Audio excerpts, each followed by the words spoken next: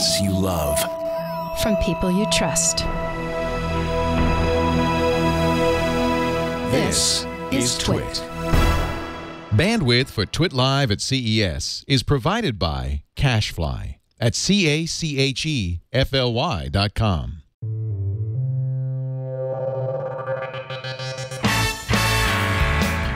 This is TWiT Special number 59, the Consumer Electronics Show, Las Vegas, Nevada, 2011, Friday, Day 2. TWiT Live at CES is brought to you by Ford, introducing the all-new 2012 Ford Focus Electric with voice-activated sync and My Ford Touch, featuring gas-free power, zero CO2 emissions, and battery management technology that lets you go the distance. Learn more at focuselectricpower.com. And by Gazelle, the easy way to sell or recycle the used gadgets lying around your home or office. For a 5% bonus payment for your used gadgets, go to gazelle.com, bonus code TWiT. Welcome back to those of you who never left. CES 2011 coverage. I'm Tom Merritt, live.twit.tv. Joining me right now, Sarah Lane and Brian Brushwood. Oh, hi, Tom. Hi, Hello, Sarah. Tom. What a privilege it is to be here with you. You introduced us like we don't work together all the time. I know. How you guys doing? It's an honor and a pleasure to be part of TWiT today. Thank you for joining the us. esteemed TWiT network. I'm glad to be here. Thank you for inviting me onto the stage. So It's you were very out good. recording iPad today, Yeah, and you were in the Leo and iLounge. It was awesome. So, for a variety of reasons, we decided we didn't want to do just a live iPad Today show here on the stage. Not because that wouldn't be fun, but because that's what we always do. So we thought, well, let's just go around and get stuff on the floor. And there's a lot of third-party apps and peripherals and all sorts of gadgets and stuff, even though Apple isn't here themselves. A lot of third-party providers. So in order to do that, we had to shoot a bunch of footage that's sort of discombobulated. So after we're done here, I'm going to go back to our hotel and put together our iPad Today show. Excellent. Any highlights to tease for people to know about? As far as, sorry, my microphone is wimpy. New and microphone? Here, let me maybe? turn that up. Please do. I tried. That's pretty good. So the way that it's set up here is we kind of covered two things. We covered iPad competitors, which of course is the big, it's the It's the tablets tablet. galore. So Social media 3D tabs. Right. So it's all tablets. So we figured, it's kind of funny to talk about all the iPad lookalikes that aren't iPads at all, and they differentiate themselves in various ways. But then so we're in South Hall, and way over on the other side of the whole conference center is the North Hall, and inside the North Hall is something called the iLounge Pavilion, where all the Apple stuff is. Not everything is Apple related, but a vast majority of things are. We got... And not Apple, the company. They're not here, but all the third-party people that make stuff for Apple devices. Apple is infamous for boycotting CES. They're not anywhere.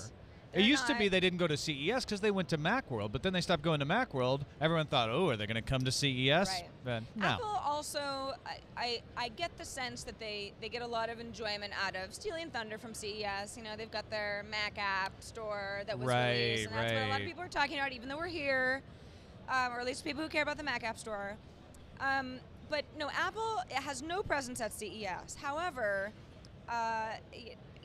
Jellaskins, for example, is a perfect example of a vendor. They make, the great skins for a variety of Apple products. They've got a great big booth, and they do Kindle reader skins now and all sorts of stuff that I hadn't even thought of before. Swarovski crystal headphones for your, just some of the stuff is ridiculously over the top. There's dancing girls. It's CES, so it's just wild and weird. It's just a wild and weird kind of a thing. But there's a lot of good stuff over there too. We took Leo's blood pressure with a blood pressure app. And what was it? It was high, actually. He's not dead yet, but after Showstoppers tonight, we were like, we should all be very, that's very kind of nice high. to him. Yeah. He was like, what's normal? I'm like, 120/80, and that's a lot higher than that. What's normal? 200/300? Yeah, that's what I am. No. Am I good? No. We just got to Why talk am to I so Leo warm? in soothing, calm voices all the time. Yes, And whatever he yes. says, you're like, of course, Leo. Absolutely. Of course. I No, entirely agree. I think you're right. But the thing about CES, Brian, I know this is your first time at the show, or your first year at the show. It's like, you know, you get up in the morning and you're ready to just tackle the floors. You know, I'm going to see everything. I'm just going to absorb stuff. I'm going to take it all in. And after a while, it's like you're a science experiment.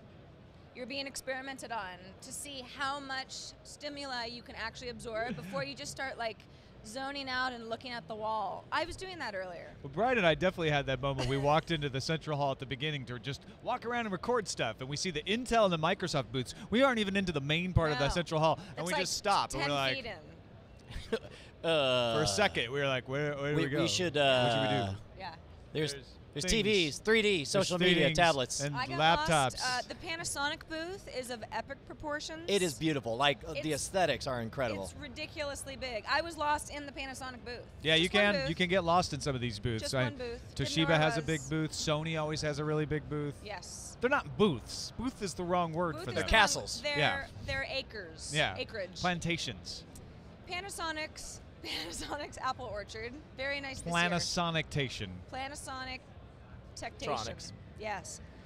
So yes, iPad today was a lot of fun. Everybody who likes our field stuff, which we promised to do on iPad today, and then we just kind of got into a groove in the studio. We've really only been out in the field once. Well, this is your second show, so it'll be out later tonight as soon as I can finish editing, and hopefully uploading problems won't be an issue. Usually at about this point at the Consumer Electronics Show, which is opening day, Yeah. it feels like 3 days in, but Yeah. you can already tell, like, okay, these are the big stories. Tablets is a joke already. To say, like, hey, tablets are a big story is just ridiculous. Yeah.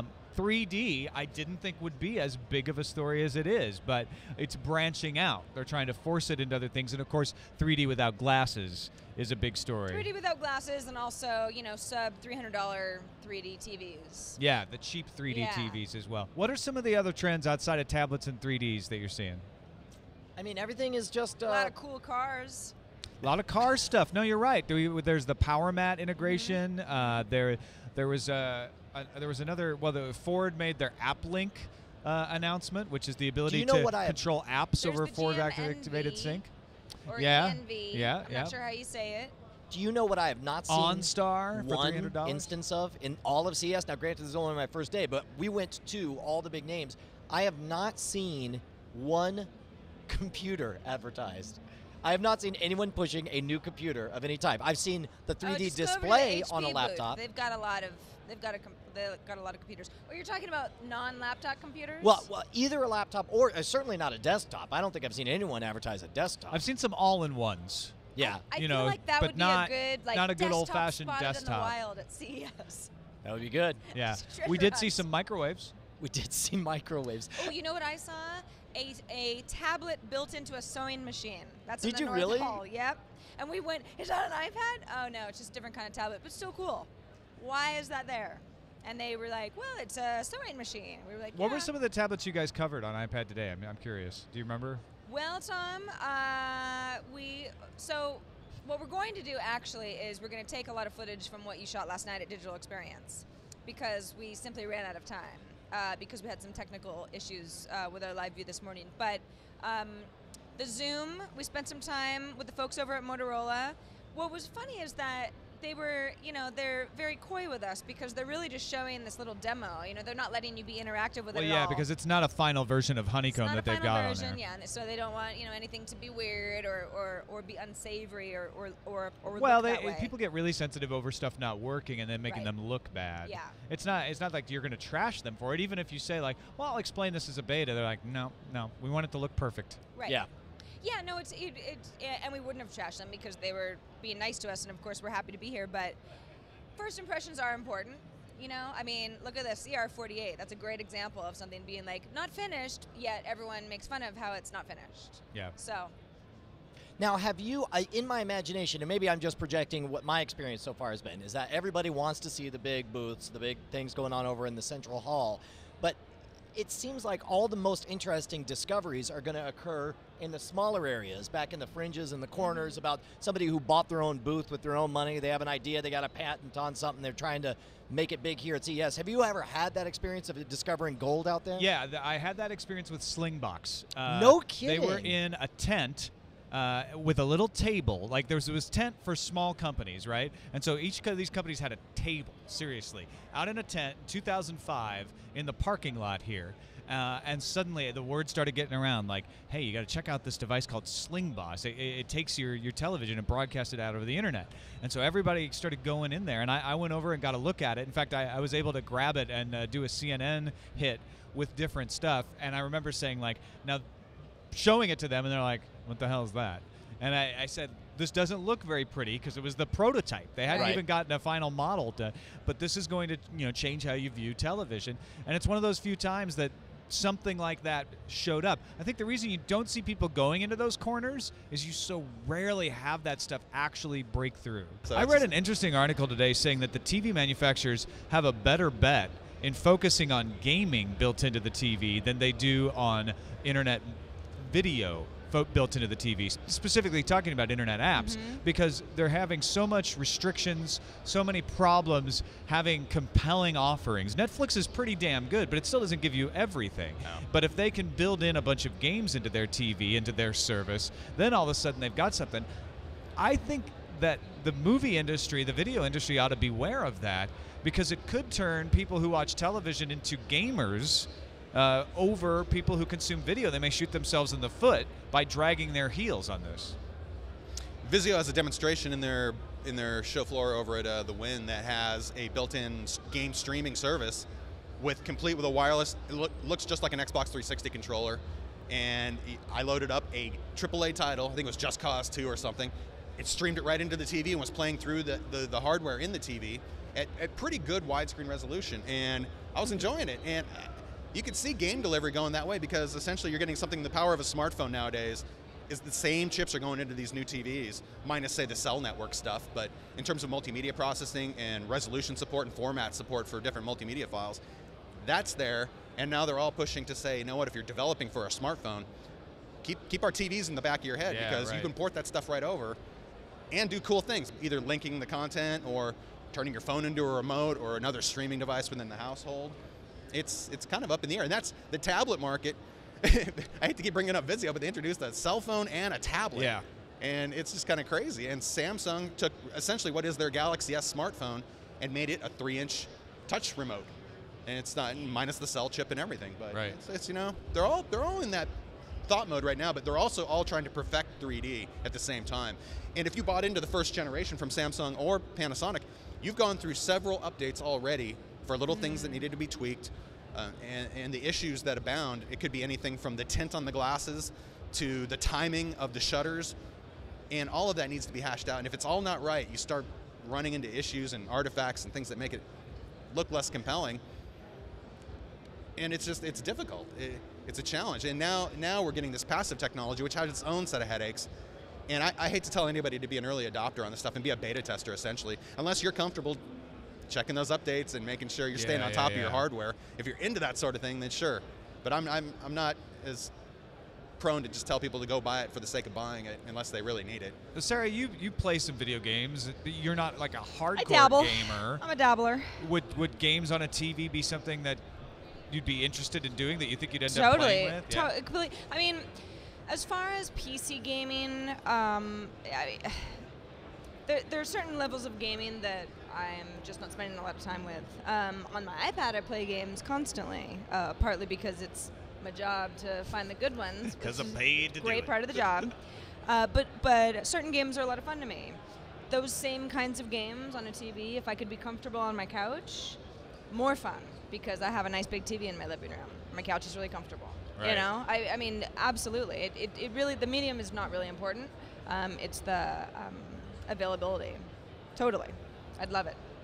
What about World remote of goo on my TV? Oh, yeah? That would be fun. I'd never get up. Well, and the key to that, I think, is the controller.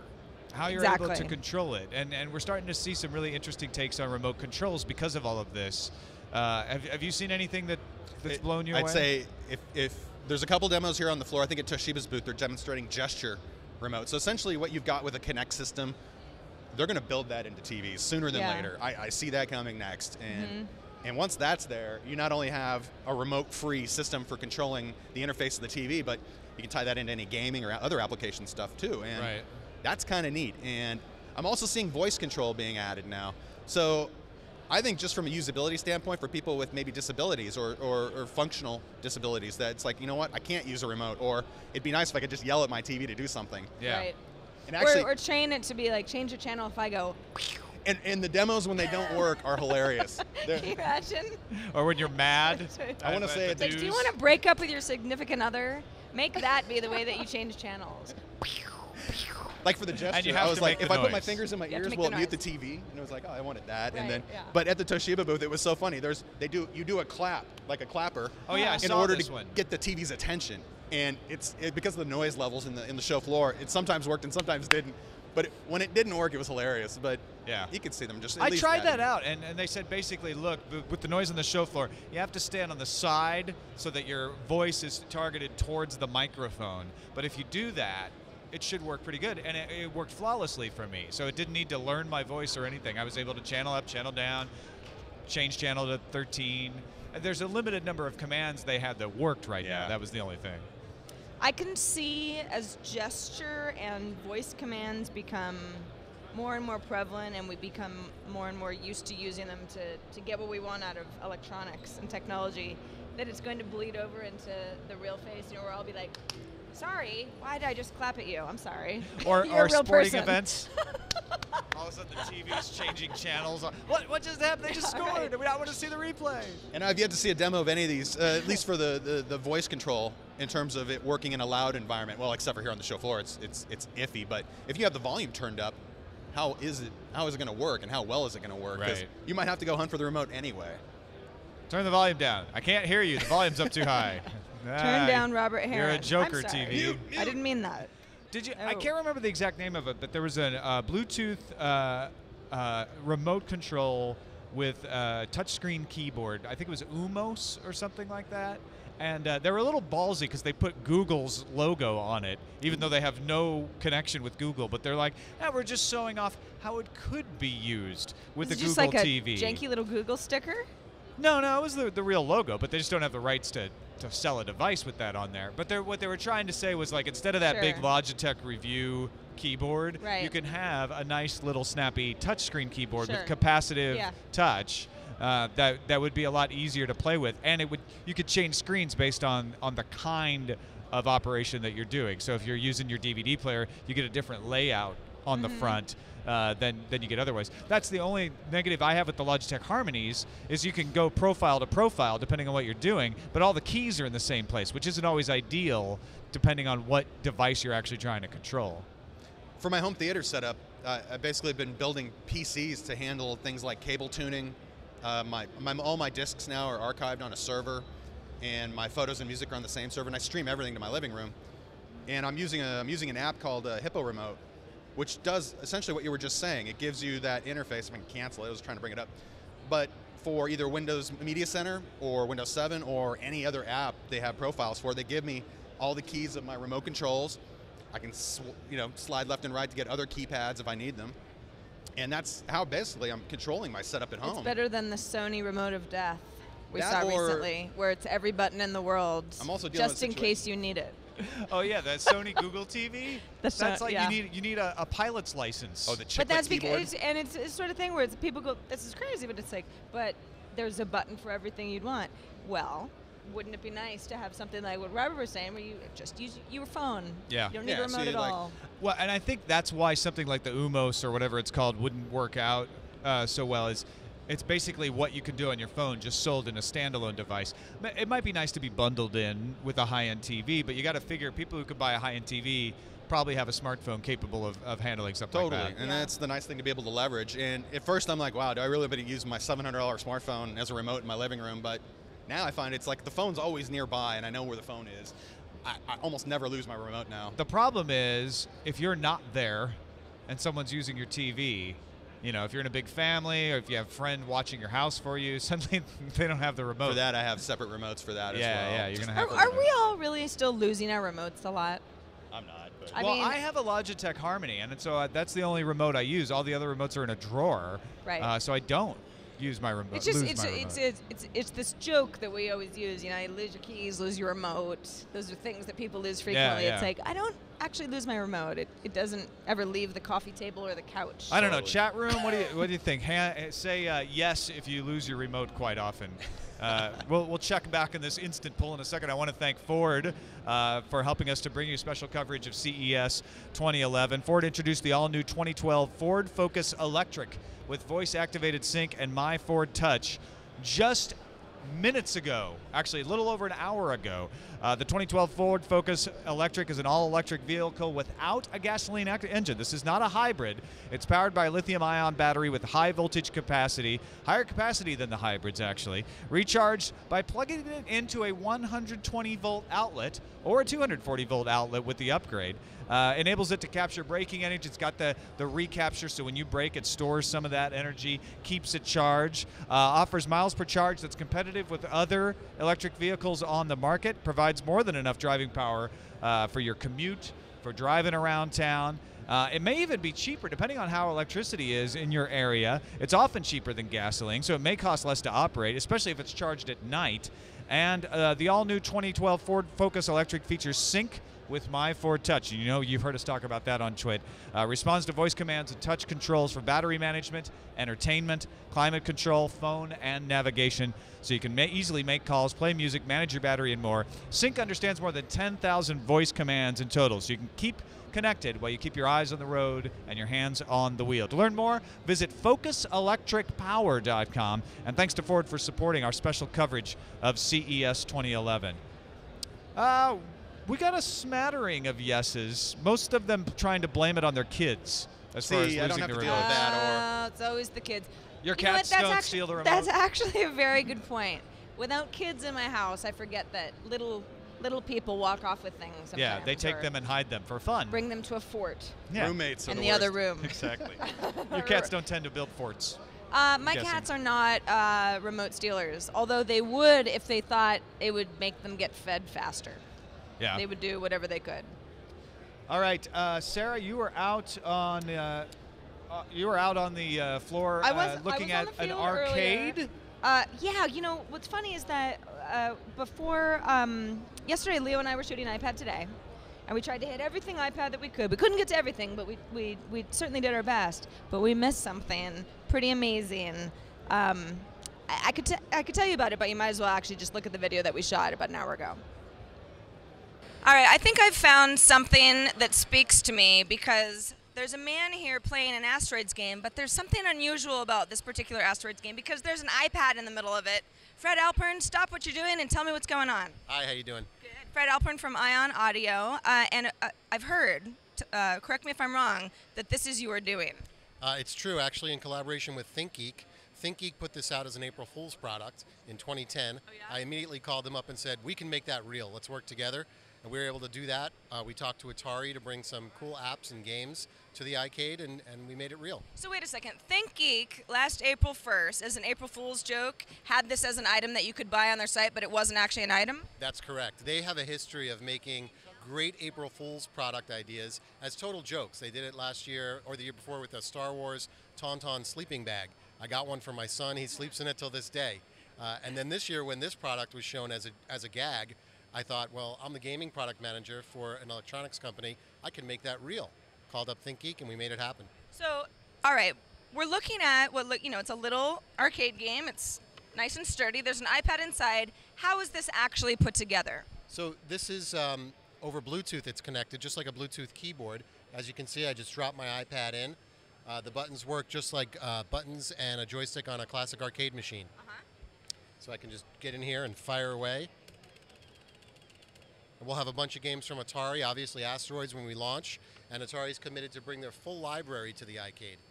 So, the construction of it, I mean, how does one, when you say, hey, ThinkGeek made a joke, and I actually think it's a really good actual product, how do you go from concept to what we're looking at now that works? Well, we have a great ID team at Ion, and they design all these great products that you see here in the booth. We were a little bit fortunate that ThinkGeek had done a lot of the thinking for us. The shape of the cabinet, what sort of buttons it might use, all of that stuff was really right there. We just had to refine it. So we worked with our team internally. We have a manufacturing team as well, and this is the result. That's awesome. So we're looking at Asteroids. Were you an Asteroids fan as a kid? I mean, is this like a labor of, is this like you've built something that it was always your dream from the start? Oh, completely. You know, I'll date myself a bit. I was playing Asteroids. I think it came out in '79. So I was riding my bike to the arcade with a pocket full of quarters. I developed games for about 12 years on the software side, and I took a leap to come do hardware to get to do a product like this that brings both of my loves together, hardware and software. It's just a dream come true. So who are the folks that you work with to make, you know, this is wood, it's sturdy, I mean, it looks good, you got some nice art on the side. How does this all get put together? You know, it's all our manufacturing team in Asia. They do a really good job with not just the iCade, but we make some products that are speaker-based that also use wood housings. We make keyboards, we make karaoke machine, you name it. Our team is very experienced in consumer electronics. Okay, so this is not something that I can go buy right now, correct? Can't buy it right now. It's going to be available in late spring this year, and it'll be $99 at all major retailers. Okay, so $99 for the case, and then will the games be sold separately? The games will be sold separately as apps. Okay. And so what would a game of Asteroids run me? That's a good question. You know, that's going to be up to the game developer and publisher. Normally games are 99 cents, $2.99, right, anywhere in that range, typical pricing. Okay, so it's under $5. I would say if it's under $5, you're going to sell a lot of them. I hope so. So now, I had an Atari 800 as a child, to date myself as well. My parents and I enjoyed playing a lot of Pong. I'm not so good at Asteroids, but can you give me a little demonstration and just kind of show me how to be an Asteroid master on the iPad? So, you know, if you're a real Asteroids aficionado and you were watching me play, you would say, what's he doing with that joystick? Well, we thought about that. Asteroids never had a joystick. Asteroids uses left and right on the buttons here, and then thrust is this black button, and fire is the far right button. Oh, I almost died. So you can play just like you did in the arcade. You can hyperspace, or if you look at the joystick and say, I want to use that, that works as well. So we're really trying to make the iCade something that's fun to use no matter how you like to play. Now, gaming aside, is this the sort of thing that we could get out of the game and use the joystick to navigate around the iPad itself? Not really. You know, if Apple were to add some sort of keyboard support with arrow keys, let's say, then it would work. But what you can do is you can connect it to any other Bluetooth device. As long as the software that you're using has Bluetooth keyboard support, the iCade will work. So what's an example of something else that would work within the structure? Well, right now it doesn't work. I want to be clear. It's not. No one's made the software yet, but an Android tablet is obvious. You can drop that in just like you drop the iPad in. I would love to find a laptop that fits real nice. Maybe, you know, the screen fits in there sideways. You fold it back. Now you've got a laptop that's turned into an arcade cabinet. Very cool. Or with an iPad 2, it's got a front-facing camera. Think of the possibility of taking pictures of yourself in deep concentration mode. Game face, right? When I'm gonna get the high score. Fred, so good to talk to you. This is awesome. Can't wait for the iCade to come out. What did you say, spring? Late spring, yes. So late spring is what, late May? I hope so. We want to get it out as soon as possible. Cool. All right, thanks so much. Nice to meet you. You too. This is so cute. I love it. Thanks. This is like, oh my gosh. Every single friend I have in San Francisco will have one of these. Well, maybe not every single friend, but all my tech friends, for sure. So we're here at Panasonic, and this is really going to be one of the things that revolutionizes a lot of what we see on 3D is easy 3D. A lot of the rigs and everything else that people are putting together are really, really difficult to put together, and Panasonic is probably one of the first companies that's made it easy to do professional level 3D that you're going to see a lot on TV. You're going to see it in sports. You're going to see it, to be honest with you, in weddings and a lot of other things. And so this is their professional 3D camera here, and so you can see you've got two lenses, you've got two sensors. Oh, I'm sorry. Don't touch. All right. Okay, never mind. That's okay. We'll pass it on. We'll just go to the consumer. It's okay. We're gone. So we're here at Panasonic, and one of the things that I think is going to really push the use of TV sets is 3D acquisition. 3D sets, you know, we don't have a lot of DVDs, we don't have a lot of things ready for that, but as we start to see more and more consumer cameras able to shoot 3D, people are going to want to watch it on something. And so this is one of the cameras that we're going to see more of, I'm sure. And now Panasonic's already had this out for a little while. This is basically an adapter.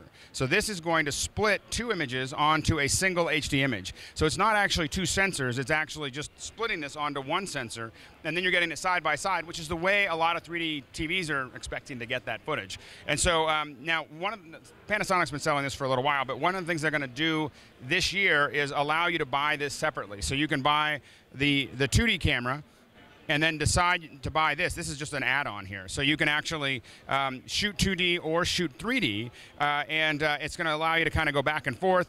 It is maybe not a perfect solution, but it's a great jump forward for the consumer to start playing with 3D here at Panasonic. So here's another application of what we were just talking about with the video camera. Now these are the GF2s and the GH2s. Let me move this out of the way here. You'll see a GH2 here. Now what Panasonic has done here is they've added onto this Lumix an adapter. So this adapter is going to take two images and split it onto the same sensor and give you that side-by-side stereo that a lot of, as I said, a lot of TVs are going to expect to see, and you can convert that back into all kinds of 3D once you have that image. It's going to cost you about $350, and it is it's a great little step forward. It's not, again, not necessarily the perfect solution, but it is a step forward. If you want to start playing with 3D, this is probably one of the most inexpensive ways to do it at a reasonable quality here at Panasonic.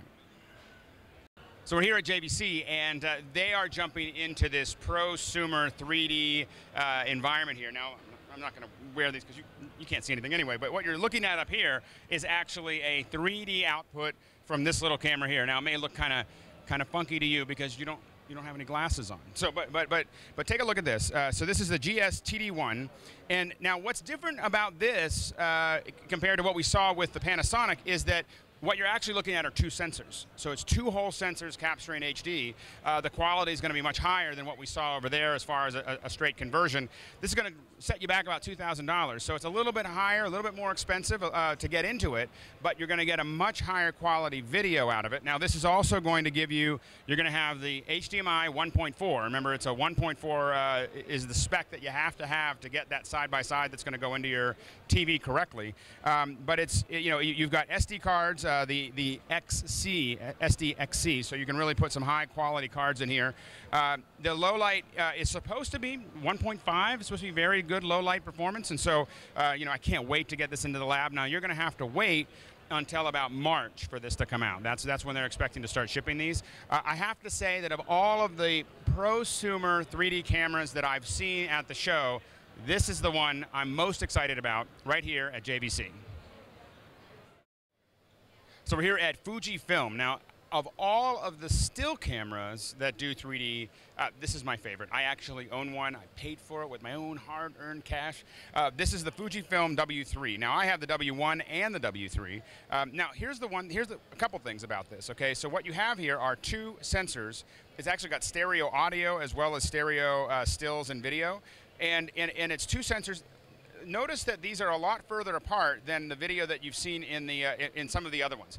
The issue is that the further those are apart and the closer they are to our eyes as far as their distance, the more natural that parallax is going to be. That inner axial distance is really important for how we perceive 3D, and these lenses are far enough apart that it really creates a natural view. Now, some of the other things that's great about the W3, and I don't know if this one's actually going to power up for me here, but let me see if I can power this up, guy. But one of the things about this is your screen here is also in 3D. So you're able to look at everything in 3D. So when you're shooting on it, now it's going to be hard to see on that camera, but when you're shooting, you're actually getting a 3D view. The LCD works remarkably well. Like when you're previewing it, you really know whether you have a good 3D shot or not. There's a lot of stuff going on because you have to control how it's converging. So when you press, not only is it doing an autofocus, but it's doing a converge to make sure that whatever you have right in front of you, it looks like it's naturally right on the screen and everything else is before and after it. Anyway, it does video 720p in the new W3. It was only 480 in the W1. AVI, it also does what's called MPOs, which are the format that holds both the left and the right eye. Now, the software that comes with Fuji, to be honest with you, is kind of bad. It's really bad. It's like, just throw it away. But there's a great thing called Stereo Splicer that you can download for free that will pull all this stuff apart, make it all work, and then you can have a lot of fun. Now, how do you view these? Well, you can view them with anaglyph. You can view them if you've got a 3D TV with 1.4, again, HDMI. You can go directly out of the camera, straight in there. Now, it won't play it live, but it will play them back so that you got a way to view. And also, Fujifilm makes their own little screen that you can actually display them on if you want to. So there's a couple different ways of viewing it. Again, if you're looking for a great still camera that also does video, not necessarily a video camera, and you're looking for something that's going to do a fairly high quality, I think for the price, which is about $400, this is as good as it's going to get. We're here at Polaroid, and now I have to admit I haven't really been paying much attention to Polaroid, but I started to pay attention when I started looking at some of the 3D offerings that they're starting to bring out. Now, this is a camera that's just finishing as far as being ready to release. And they don't even have a name for it, I don't think. I mean, right now they're calling it the 820 D3 DCIR, and I'm really hoping that's not going to be the final name. So anyway, 12 megapixels. I think it also shoots 640 by 480 video. Again, two lenses, 2 sensors. Like I've talked about before, the further apart those sensors can be, the better parallax, the better the interaxial distance makes a big difference on how the 3D looks. And so I feel like it's a little too close together, but it's really exciting to see more and more of these cameras coming. Again, this is what's going, I think, to push 3D televisions and 3D viewing into the general population, is them being able to create their own content. So it's going to run you approximately $200. They're not sure because they haven't released it yet, but that's probably the direction that they're going here. A couple things to look at while we're here at Polaroid. Here you have, these are for cell phones, and so these are 3D views without a, you're not going to be able to notice it that much, but this is for the cell phones. It's 3D views without glasses, so you can have it on your cell phone. They're kind of experimenting with that. Obviously, this is kind of the R&D unit. I don't think they're going to ship it like this. So anyway, so let's finally, the last thing here is if you look at this little box here, this is going to take 2D images and actually convert them to 3D. So it's actually doing a little bit of optical magic, looking at what's moving, what's not moving, and deciding what's in the front and the back, and creating a 3D image out of it as it comes in. It's kind of some crazy mojo. And I was expecting to hear like $499 or $1,000. It's going to be $99. I'm just going to have to get one just to see if it works. I mean, when I put these glasses on here, they're pretty hip too. It's pretty stylish, and it actually looks pretty good. I mean, it actually is very 3D feeling. At least as 3D, the effect is almost as good as Clash of the Titans. So anyway, no, it's actually much better than that. So anyway, Polaroid, and definitely check it out as they start moving into the world of 3D. So we're here at Sony, and actually we're going to show you 3 different approaches to 3D that Sony's taking. Sony is really, of course, what they say is they believe in 3D, and boy, they seem to in many, many different ways. And so what we have here is this is the WX10, and what this does in 3D mode is it actually, when you're taking a photo, it's going to focus on what you're focusing on, and then it's going to focus on that background real quick, and it's going to take those 2 images, combine them, and create a 3D effect. Now you're still you're coming from a single position, a single lens, and so the 3D effect I don't think is quite as aggressive or as pronounced as you would see with 2 lenses, but it is another way to approach it. So this is the beginning. I mean, this is another little way if you just want a regular little camera, nothing crazy, that'll also do a little bit of a 3D effect. It's a great way to kind of play with it. It's about $279, so you're not committing a lot to it. I'm not totally sold that it works. I'm going to have to do a little bit of testing, but it is another approach that we're going to see in the acquisition of 3D right here at Sony. So we're here again at Sony, and one of the things that we have here is this is the Bloggie. Now we've seen a Bloggie before from Sony, but this is the 3D version. So you've got 2 little lenses. I'm a little concerned that the lenses are so close together as far as, again, the interaxial distance and what that's going to give us, but it's a great move forward. You are going to get some true parallax between what's going on here. Well, not parallax, but you're going to get the true sense of 3D that you would expect, between these 2 lenses. Now, there's a couple of different ways of viewing it. This is saving it as MP4. It's going to save it as side by side, the same way that you would upload it to YouTube, and YouTube will turn it into anaglyphs, so you can watch it on your red-blue glasses here, or of course, you can put it on a 3D TV. You can output this directly. It's HDMI 1.4 that you can go directly to a 3D TV. And it also has a lenticular screen here that you can actually view it on as well. So it's once again called the Bloggie 3D, and it's going to be about $249, and it's coming to you from Sony in April. So I know this is the Consumer Electronics Show, and this may not be quite consumer, but you had to see it. So we've been talking about all these 3D cameras, and I thought we'd finish off with a bang. This is a much more professional rig. This is what the big boys are using for feature films. Now what you have here is this is an Element rig that you have here sitting here, and then you've got P1. So these are very high resolution Sony sensors. There's no tape deck in here at all. It's just a sensor with some controls. Now all of these, you've got two cameras, one here and one down here. These are feeding into a control unit. So this control unit is going to allow you to control both the cameras at the same time, which is really important because any change has to be made to both of them or it's not going to work. So so you have this these set up, then this is all going to feed out from here. Now what's actually happening here is we've got a beam splitter. So the reason we have to have this beam splitter is because we were talking about the interaxial distance between the little cameras not being enough. The big problem with big cameras is it's too much. It actually is not, there's too much of a distance if you put them right by each other. So by using a beam splitter, we can get these lenses right where they need to be to get the real view of 3D and not have it be too wide as far as the way the convergence works. And anyway, so that's how this works, and this is the way a lot of those films actually get produced, are with big rigs that look a lot like this. Now, yeah, this one's going to cost a little bit more than the Loggy 3D that we were looking at over there. I'm not going to, by a factor of like a couple thousand. So anyway, but it's definitely worth checking out. Again, this is at Sony. Brought to you by Gazelle, because you're going to try to buy a lot of these items if they ever come out from CES. I'm sure you're gadget hungry watching all of this stuff, and you're going to want to get rid of some of the older stuff.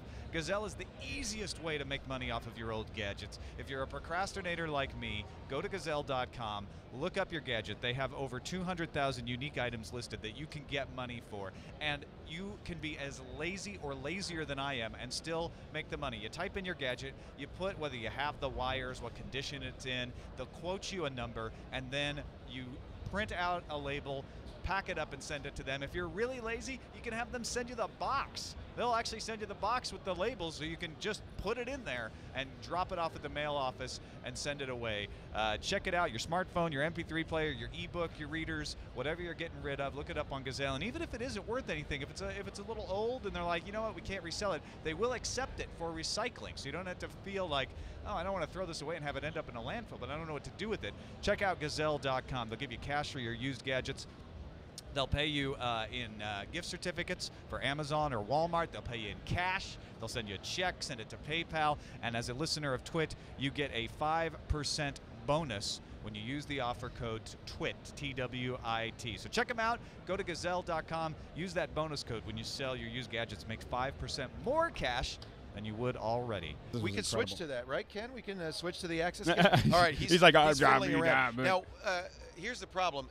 That camera, which is, you can't see it, but it's up on a pole, it's a PTZ. That means it's a pan-tilt-zoom camera, which you control via a web interface. And the interface is super easy to use. We're thinking of buying this. It's about $3,000, but I think I want to get PTZ cameras in the new studio. Now, the image that you're going to see from this PTZ is not very good because we're pumping it into a very old laptop. We found one laptop in our entire office that has S-video out, and that's what we needed to hook it up. Right. But just for a variety of stupid, non-important reasons, technical reasons.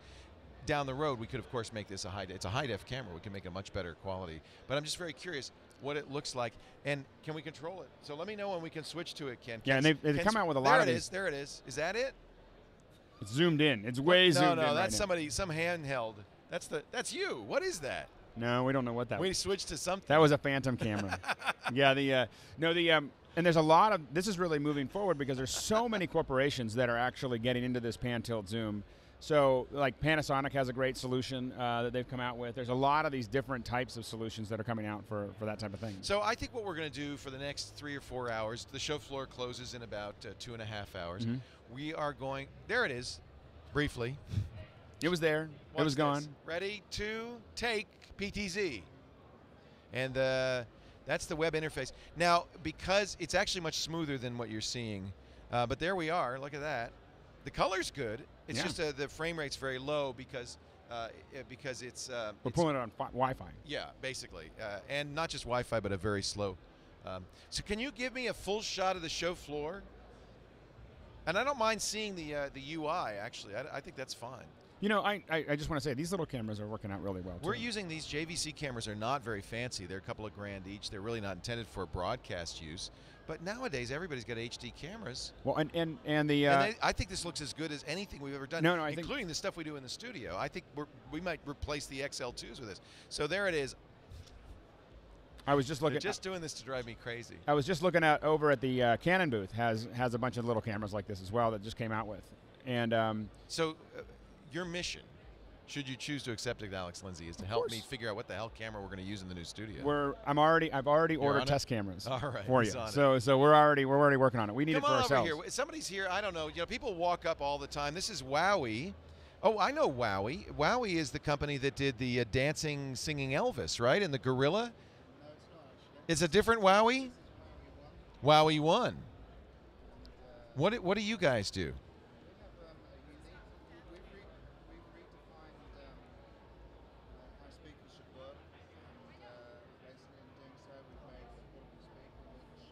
Gives you great low end and great bass. So the speaker is as big or a little bit thicker, perhaps, than the iPhone or the iPod Touch. Here, why don't you hand me one, and I can show people the speaker. And you're telling me that I'm going to get decent audio out of something that size? You're going to get great audio out of that. You're going to get good bass and great top end. It says it's a gel. What is the gel? Well, it's basically it turns the surface that you put it on into the subwoofer. Ah. It does that by the transducer speaker is actually set in gel.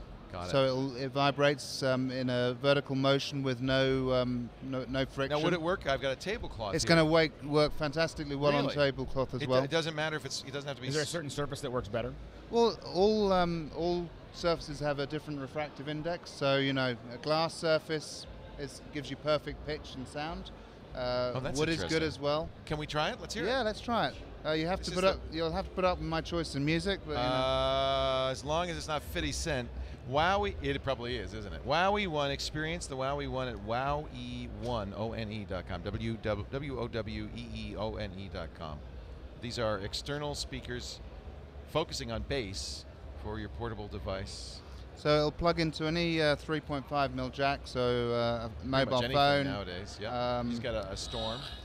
Sounds tinny like any other speaker. Yeah, until he puts it there. As soon as you put it onto the surface, I feel the bass. You can feel the bass. Turn it up. Loud as you can. Sorry, that's the wrong one. Is it Poker Face? I like Lady Gaga. I love. All right. So if you think aim a microphone at it. We need to hear this. Wow. You know what? That bass is remarkable. And you take it off, no bass. Nothing. Now, Alex, you're sitting right next to it. It's pretty cool, and you can really feel it on the table. I mean, it's really, it's making the. I mean, How much are these going to cost here? These retail $79.99. Are they available now? They're available now and online. Wowie1.com. Do you have retailers as well? We have some retailers. I know people will want to hear it before they buy it because I doubt anybody would believe. Well, they're retailers, specialist online retailers. You'll find the locations on our website. I love this. Got USB in too. What's that for? That's for charging the battery. It's a 20-hour battery life from a single 1-hour charge. I like this. I really love that it's a USB charger too, because it's just it's not another cable, it's not another wall wart. It's just a standard mini. I'm just going to plug that in. I actually, when he started playing it, I was like, oh, this is going to be a bad segment. Sounds like a transistor radio. And as soon as he put it down, I was like, I mean, it really is vibrating the table, and it really did make a huge difference. Thank you, Magnus Hamrick from Wowie1, wowie1.com. Many thanks. I'm going to buy one. I actually like that. I like the way that sounds. That's really awesome. Thank you, Magnus. Appreciate your stopping by. That's one of the things that happens here at our stage at CES is people show up because, frankly, we're just too disorganized to arrange appointments. So we're like, just come by. Come on by, and we say, come on by anytime you want, and we will do it. All right, now we've got a great view. This is the Axis PTZ camera. What is the model number on that, Ken? No idea. It's the 3000 series. Now, again, the frame rate is terrible, and it's not the Axis's fault. It's the lousy laptop we're pulling this up from, and you can see Ken controlling it. But that is a great view, and you can use the web interface to control it. I have to say that the crispness and the color is very good. It's just a frame rate issue. If the frame rate's full frame rate, and I think it is. I really love the Look fact at that you can just draw a box. It's and like it just zooms Blade in. Runner. Yeah. Center, zoom, magnification. Wow. Wow. We got this because we thought it'd be fun to have shots. Wow. That's a spy cam. It is. Wow. He has no idea. It can go more? Center in on that guy. Oh, this is interesting. I have a feeling this might be intended for law enforcement purposes. Yeah, I don't think this is built for broadcast, but it's look at that. Oh my gosh. No, that's good. That's getting a little bit of a digital. Now we're zoom. getting digital. Yeah.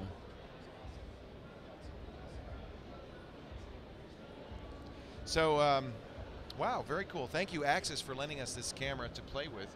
This is one of the candidates, I think, for the new studio, to be honest with you. Maybe for outside. Yeah. You can zoom in on the neighbors and see what they're up to. I'm sure that would make a lot of friends. As long as I'm doing thank yous.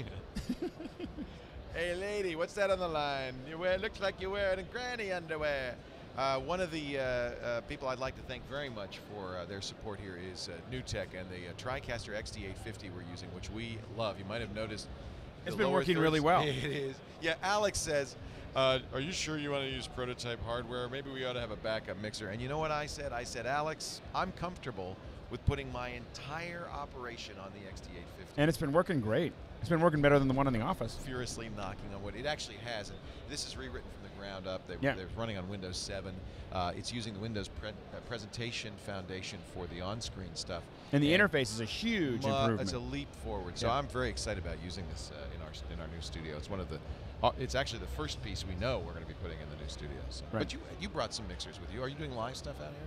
We didn't bring any mixers. We're going to be doing live stream tomorrow at 9 a.m. Right. So we're going to be using our live view. People can go to pixelcore.com, and you'll see Pixelcore Live, and it'll be just behind the scenes. So our live is really behind the scenes of us shooting our Pixelcore segments that we're going to put up on pixelcore.tv. Now I'm very excited, by the way, and this is the first time you're going to hear this.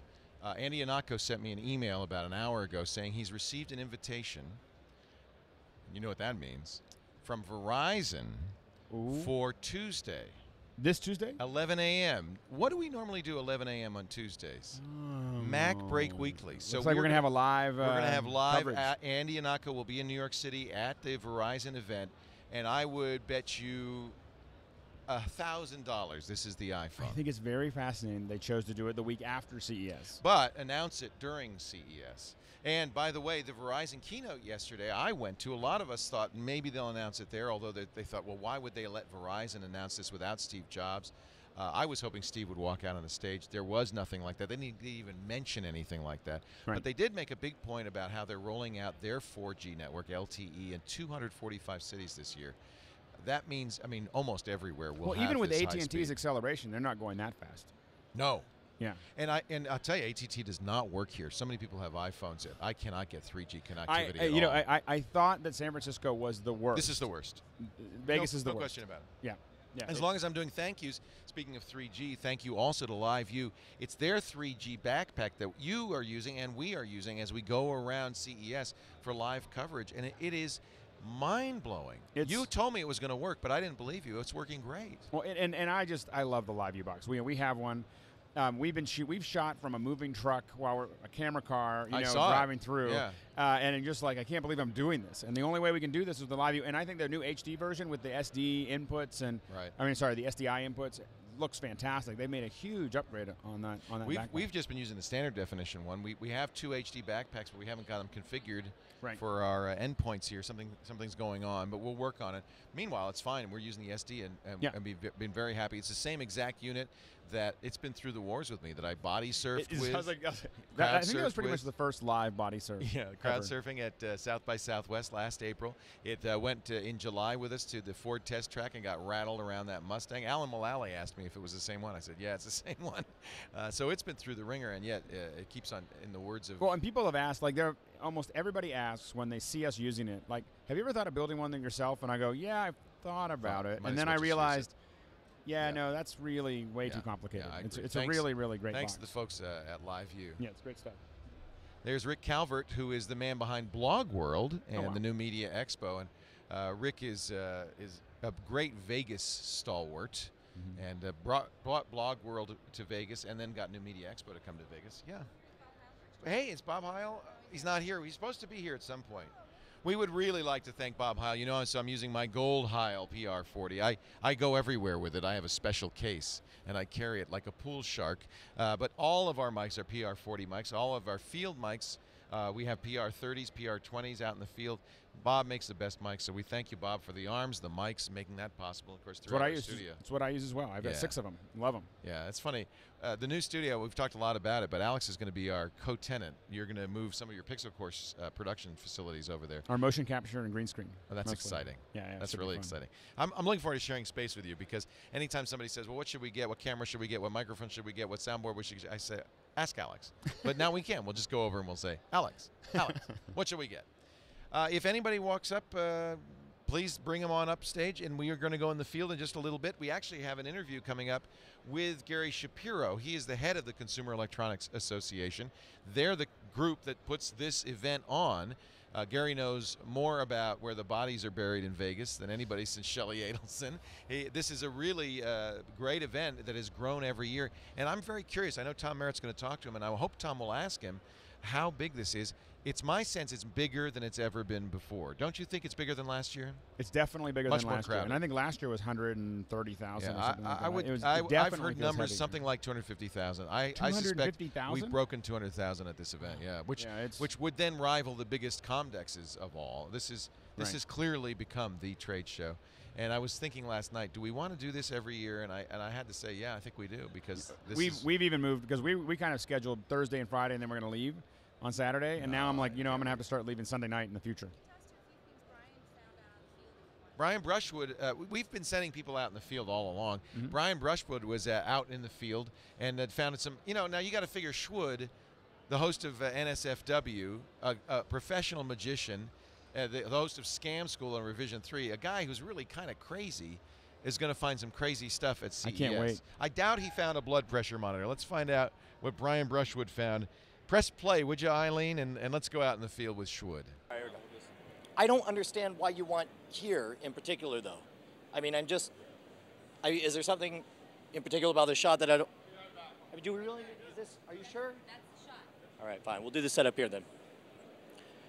All right, there it is. That's the fantasy. That's what we all want 3D to be. We don't want any glasses. We don't even want to look at a screen. We just want it to be magically floating up here. These guys here at InnoVision have kind of a unique way. They're actually taking advantage of an old magic principle here called the Pepper's Ghost Illusion. So no matter what angle, as you walk around, it appears to be completely 3D holographic popping up, but it looks like they've got a unique design. If you squeeze on down here, just take a look on down here, and you can actually see we have a series of projections around the top that create this awesome illusion of what looks like a floating 3D hologram.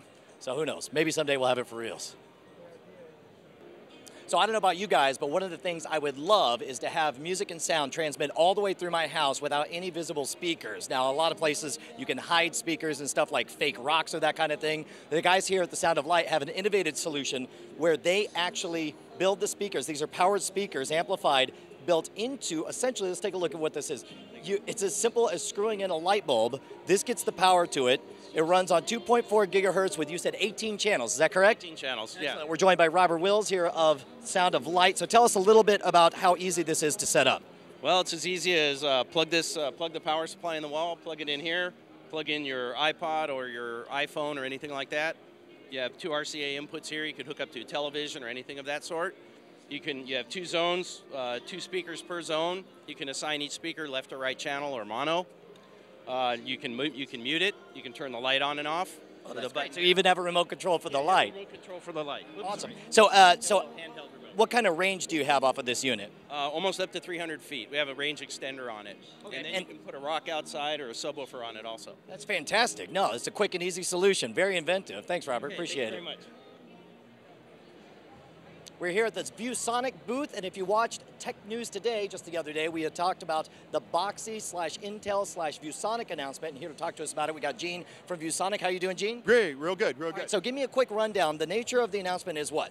Is the collaboration of Boxy, Intel, and ViewSonic, integrating the first total solution of Boxy in the first TV, giving that lean-back experience for all the content that's on the web, very easy to retrieve, and it has a social media layer. We see that as the ultimate browsing experience out of all the solutions that are available today. I know that you guys you guys actually have the Intel chipset that's used in the Boxy Box integrated into the television. Is that what it is? Yes, it is. The Intel hardware that was specially designed for streaming content over the web is a built-in architecture on this TV. This is a 46-inch prototype. It's LED, 120 hertz, so a very nice platform to show the new experience. All right, now the way we understood it when we were going over the story online was that it sounded to me like it was a television that had the Boxy Box built in and you wouldn't need an external extra bit. Is that true? That's correct, that's correct. It's got an Ethernet port, USB, you don't have to have any other boxes, and you get the total experience of any content on the web, as well as your regular TV experiences through broadcast or HDMI and other stuff. So essentially, it's like you switch to a different input, and all of a sudden you're on your Boxy experience away from just your regular channel surfing, correct? That's exactly correct. And you're right on the web, and you're streaming all the content that's available on different subjects. You can stream on any kind of genre. You get easy navigation. It's all about lean back, easy navigation on the web for all the content that's available, no matter what your interest. Okay, and so one last question: what is the difference? Is there any difference as far as the user experience between using a traditional Boxy Box versus having it integrated in the television? Is this just a way to keep one less thing from being on your shelf? Yeah, exactly correct. Yeah, the Boxy experience is pretty much the same whether you have a separate box or it's integrated. The beauty here, it's all integrated.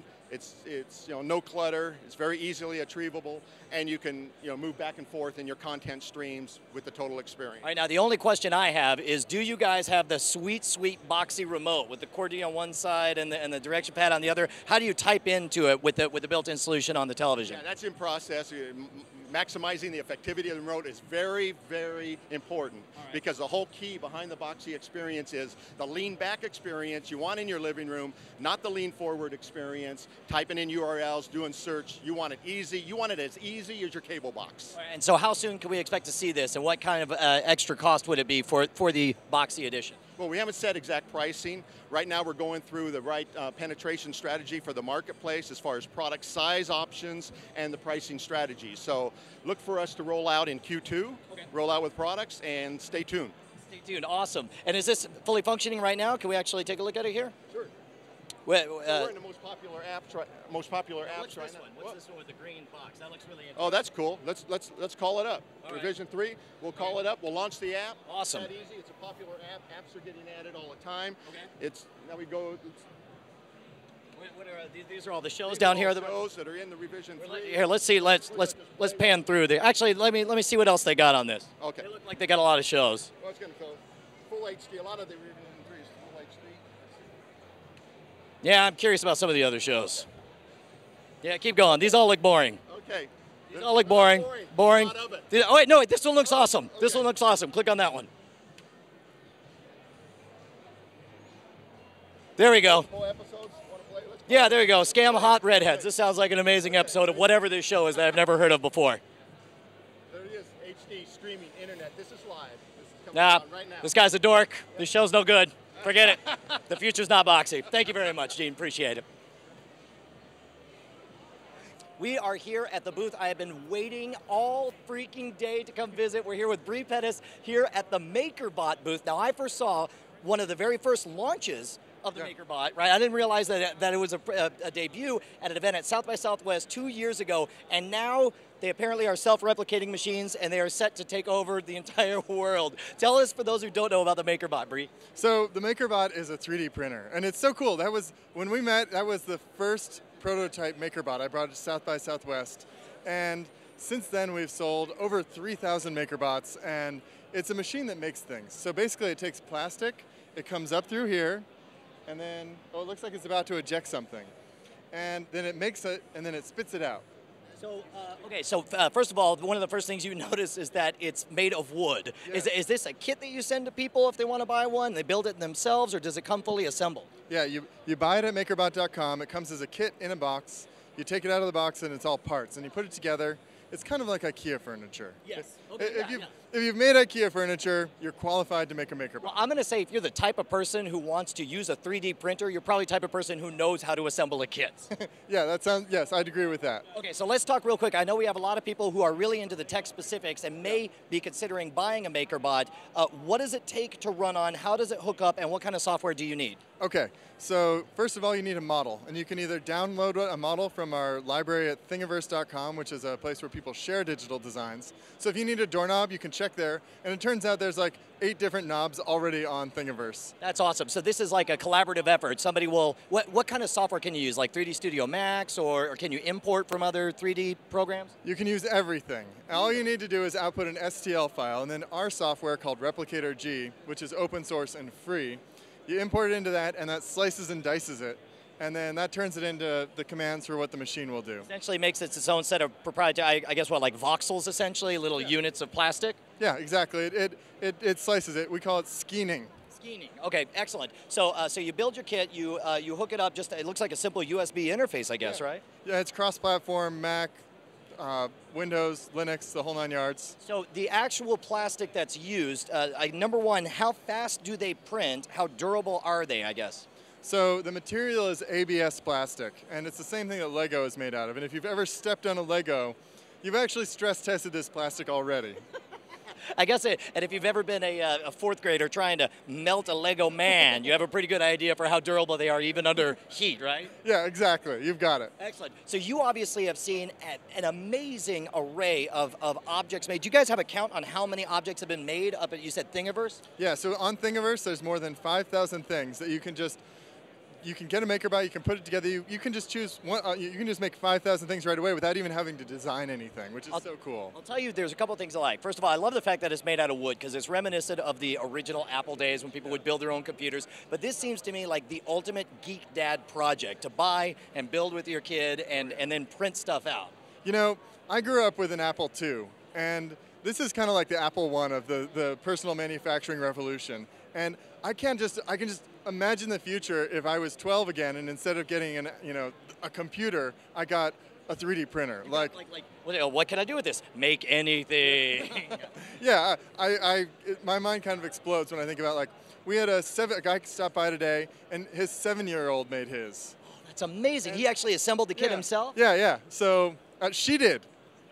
I have a 6-year-old daughter, so I'm gonna have to get jumping on this. So now, obviously, this is the type of thing that would be perfect for a family. But is this something that a family can afford? How much does a kit like this cost? Well, up until we got started, 3D printers costed tens of hundreds of thousands of dollars. Yeah. We're cheap. We couldn't afford it, so we made one and this goes for $12.25. You've got to be kidding me. And we made it cheap, and then we made it so everybody could have one for cheap. Did that just eject? Did we just get something? What is that? It right there? Yes. Oh, we got a little heart thing. It's going to be a heart box. Oh, that's great. So it built the first part, and so I guess you could program in multiple phases to it. So now it's going to make the top to it. That is awesome. And so when it's done, it'll spit that out. How cool is that? Awesome. Well, is there anything else that we need to know about the MakerBot? Well, this is pretty exciting because this is our second machine. Our first machine was the Cupcake, and this is the Thingomatic. It's got automation, so you can build thing after thing after thing. You can make bigger things. You can make things up to 12 by 12 by 12 centimeters. For imperialists, that's about 5 inches by 5 inches by 5 inches. Right. And then it makes things in all colors. We've even got glow-in-the-dark plastic. Oh, that's fantastic. And we've got plastic that glows. It's red and it glows under black light. Now, at this point, does each individual piece, has to be made out of just one color, or have you gotten to the point where you have multiple color integration, or is that something on the horizon for you guys? You know, that's something we're really working hard on, is being able to do multicolor prints. For right now, you can do it, but you have to basically stop, put a new color in, and so the bottom half would be like red and the top half would be blue. You can do that kind of stuff. I see. Well, fascinating. Well, I'll tell you what, I now know what I want for next Christmas. That is for dang sure. Thanks so much, Bree. We'll be looking for more of these in the future. Dude, it's great seeing you again, good man. to see you too. Awesome.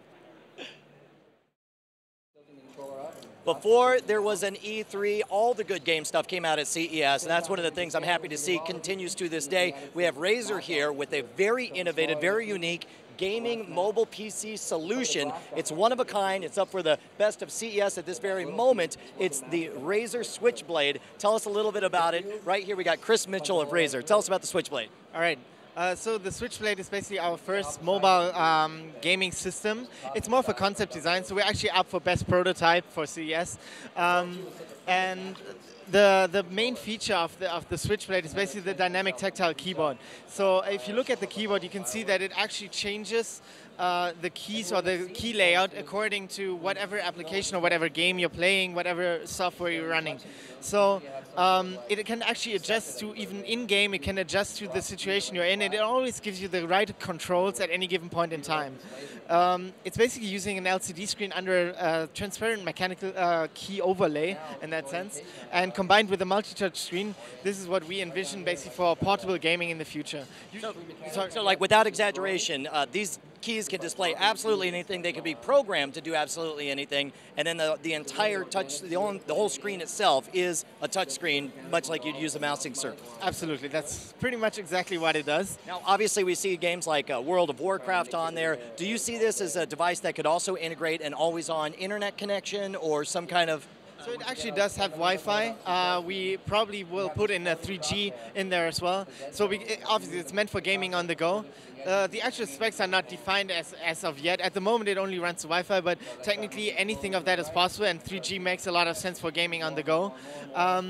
Now, the main reason why we're showing this here is previously in a small form factor on a 7-inch screen, putting all the UI elements in there clutters up your interface, right? So if you take World of Warcraft, you have your minimap, you have your action bars, you have your quest bar, your experience bar, whatever it is, everything is on there. So you see very little of the game itself on a 7-inch screen. Now taking all these UI elements and bringing them down to the keyboard basically allows you to free up the clutter on your screen and actually enjoy gaming on the go. Now would there be the ability, I know the screens are obviously very small, but could you actually have dynamic keys that actually indicate on the fly, you know, when your spells are recharging with an animation on them? Yes, exactly. That's what we're working on. In World of Warcraft, that actually already works. They have the add-on system where they open up their source. So for these kind of things, we obviously need to work with the software developers, with the ISVs, to actually make that happen. But as soon as we have that access and we work with them, all these things can be done on the keyboard itself. So that's the exciting part about it. Now I know that obviously it's very early. This is only a prototype, but can you give any hint as to what you guys are hoping? Is this something that you're hoping to bring to market? And if so, what time frame are you guys anticipating? So for time frame, we're not announcing anything as of yet, unfortunately.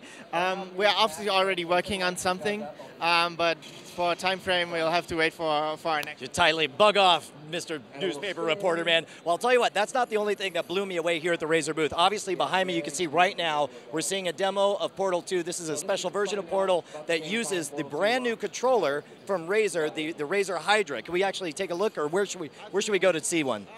We can, probably walk over there. Okay.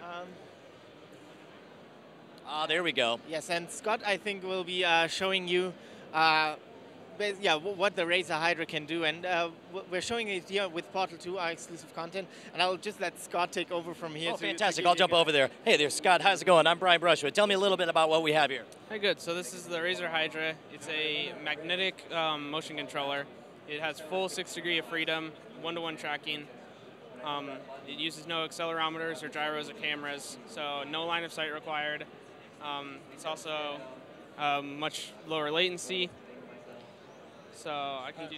When I stopped by earlier and saw it demonstrated, I was really impressed by the precision. How would this compare to something like a Wiimote controller? So the Wiimote is just measuring relative position. We're measuring absolute position. So we know the absolute position to 1 millimeter and the absolute orientation to 1 degree. So as you can see, I can rotate this as fine as I want. I can move it anywhere on the screen. It's always repeatable. Wow. It's not like an accelerometer. So no matter how many times you do it, it's not going to get off track to where you kind of have to reset it. You never have to recalibrate. And so, what is that? Do both of them have the motion controllers in it, or like how? Walk us through. Obviously, most of the people watching right now are salivating for Portal 2. We can't wait for it to come out. So, give us a little bit about what it's like to play the game using that. How does the control system work? Okay, so it's like everyone else. I'm super excited for Portal 2 as well. So normal Portal 2, you normally carry around a cube like this, and you can walk around. We can do this one-to-one mode where it's totally free. I can use my left hand because it also has full tracking capability, and I can actually grab and stretch. So I just move my hand to the left to stretch the cube. I can rotate it, I can shrink it that way, then rotate it this way, shrink, grow it, and then there, I got a bridge. So are these abilities that you would have to figure out some other workaround if you're using a traditional mouse and keyboard, or is this a unique thing particularly for this controller? This is completely unique. You won't be able to do that stuff with a mouse and keyboard. Man, that's almost not fair. So it's like you get a whole different game with it with the Hydra controller. Yeah, so we're planning on doing DLC for the Razer Hydra that has all these levels that you can't be with a mouse and keyboard. So as you saw, I was scaling that bridge. When I scale, it actually scales the mass of the cube as well. So I can smash it through this glass. If you dropped a smaller cube, it would have just bounced off of it. That's very cool. So obviously this is a very big name title for you guys to launch with. What are you doing to secure other games to participate and use the controller? I think we've all experienced that where you got a novel controller, but then there's no games. So we're partners with Valve. We have full support for Portal 2, Left 4 Dead 2, Portal, and eventually other Valve titles. We've been working with a lot of indie developers. We have a lot of dev kits out in the field.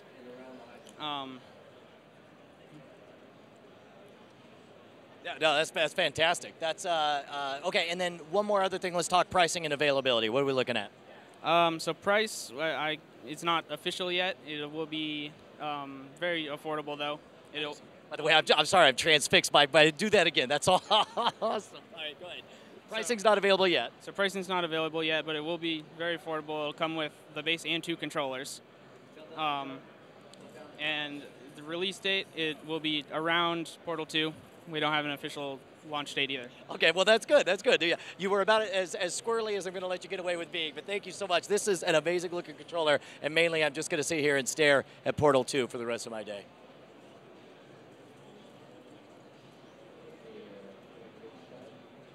Stopping in really fast to see what Mad Catz has for us. Now, I did not know this, but the Triton brand name, the SciTech brand name, all of those are subdivisions of the Mad Catz brand, right?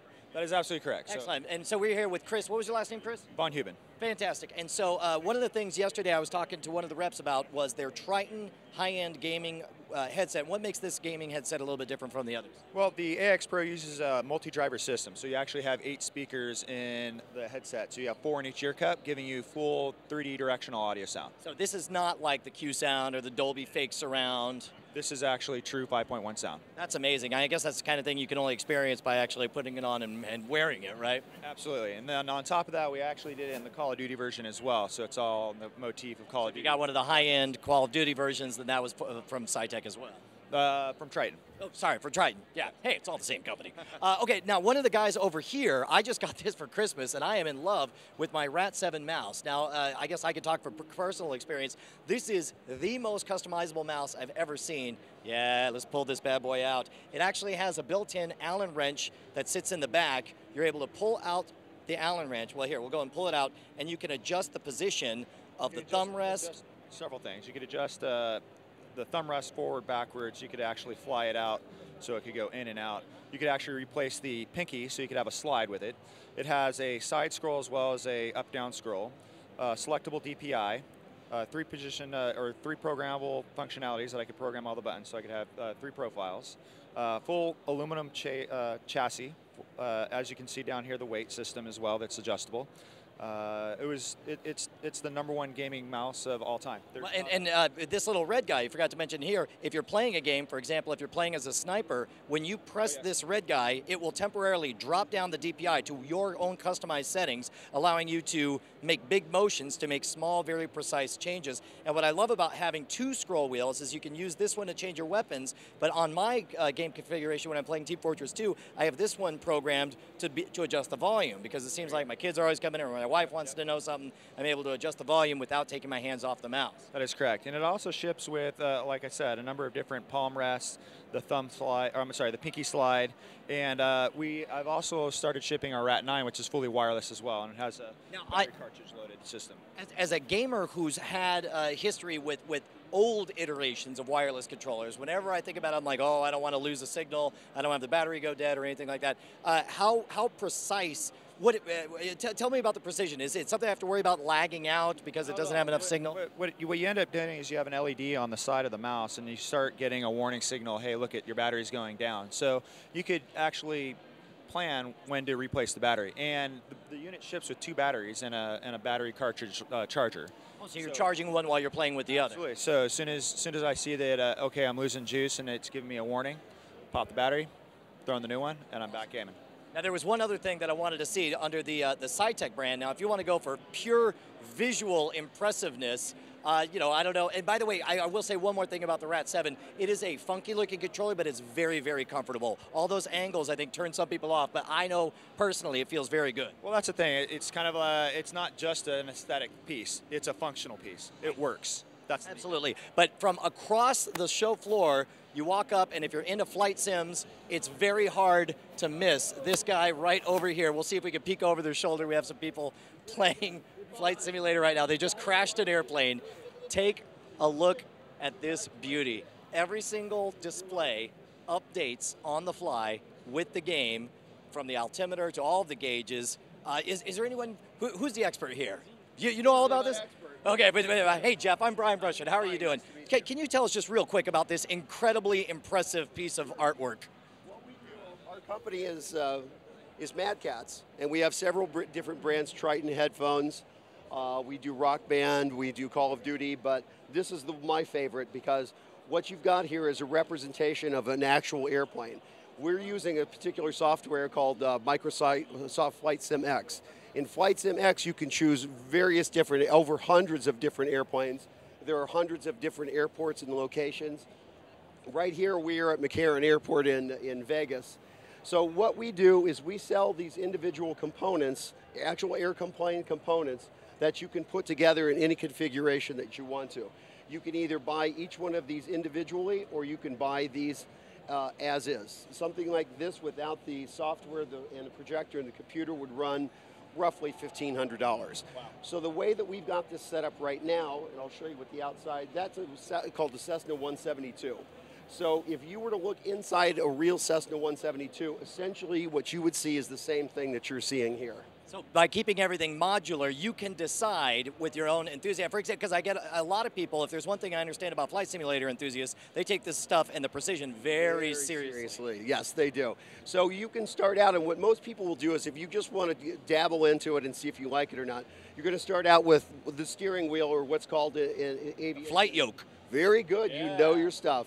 And the pedals. And then you don't need anything else. All of these things can be electronically up on the screen, but that sucks. You want the real... You heard it from the man himself. You want the real thing, and that's what, so you buy each one of these individual panels, and you can tell them what you want each individual panel to do.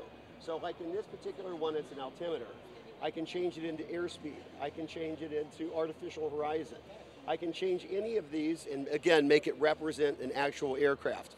Then what you've got down here is you've got the throttle, you've got all the basics like landing gear up, landing gear down. You have a radio stack that you can communicate with other aircraft or communicate with the airport itself. And then you have headings. So what you can do is if I'm starting in McCarran, and McCarran is at a certain latitude and longitude, you put that in, you tell it what airport you want it to go to, put in that latitude and longitude, and after you take off, you can literally flip the switch and go to autopilot, fly to the airport, and then flip it off and land there. So I'm going to take a guess here. Now, I know that Microsoft Flight Simulator X is customizable. People write mods for it, that kind of thing. Obviously, this is a modular setup. If you're a crazy millionaire and you are an airplane enthusiast, I guess there's no reason you could not build your own fully functional, fully precise jumbo jet 747. You'd be amazed what people do with our equipment. I've seen setups. I work a lot. Canadians are crazed flight people. Canadians are crazed flight people. You heard it from here first. They've got nothing else to do in the winter, so they fly. Okay, good. Drink beer. But I have seen a setup with like a 60-inch screen and two 40-inch screens on the side, so it is literally a wraparound.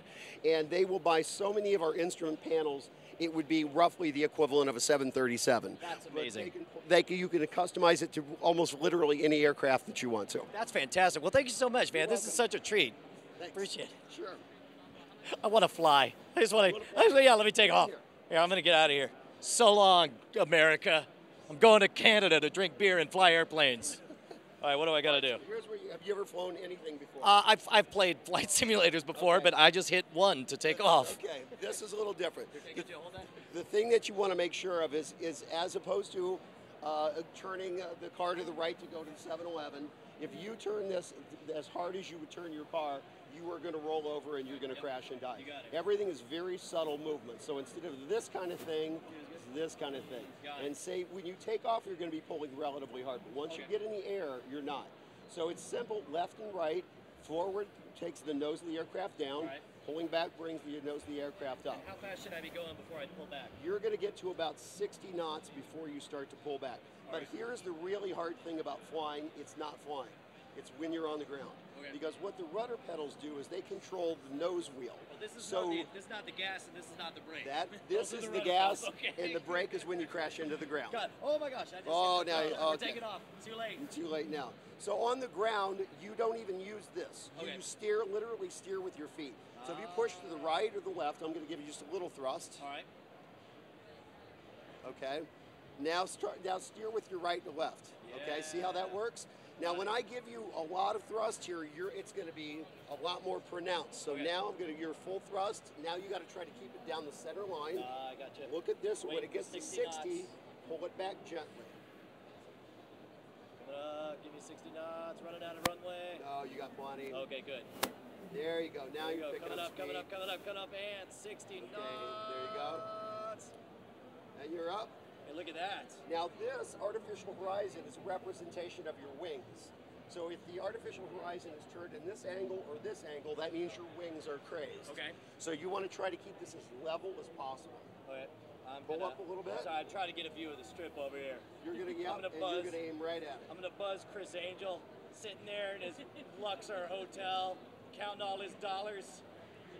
Get ready, here comes Brushwood. Most people want to go to the stratosphere and see if the roller coaster actually works in the program. And does it? It does not. But you will see cars on the ground going down Las Vegas Boulevard in a minute. I'm going to get ground. Or we got full throttle right now. Yep, you're good. Wow, that's an accurate representation of McCarran, too. It sure is. At almost every airport in here, it would be an exact representation. All right, hang on. And it even calls out to you where other aircraft are in the air and what kind of aircraft it is. Wow. Boy, it's very easy to overcorrect. Yes, it is. Very slow motions. All right, I'm going to clip. Oh, wait, I totally overdid it right there. Wow, you can tell pretty early on. Yeah. And if you get closer to the Mirage and you turn right, you're going to go down Las Vegas Boulevard. And off to the left, you're going to see the fountains of Bellagio. I'm gonna blast right between Mandalay Bay and the Luxor. Hopefully. That's the negative Ghost Rider. The pattern is full. Wait for it.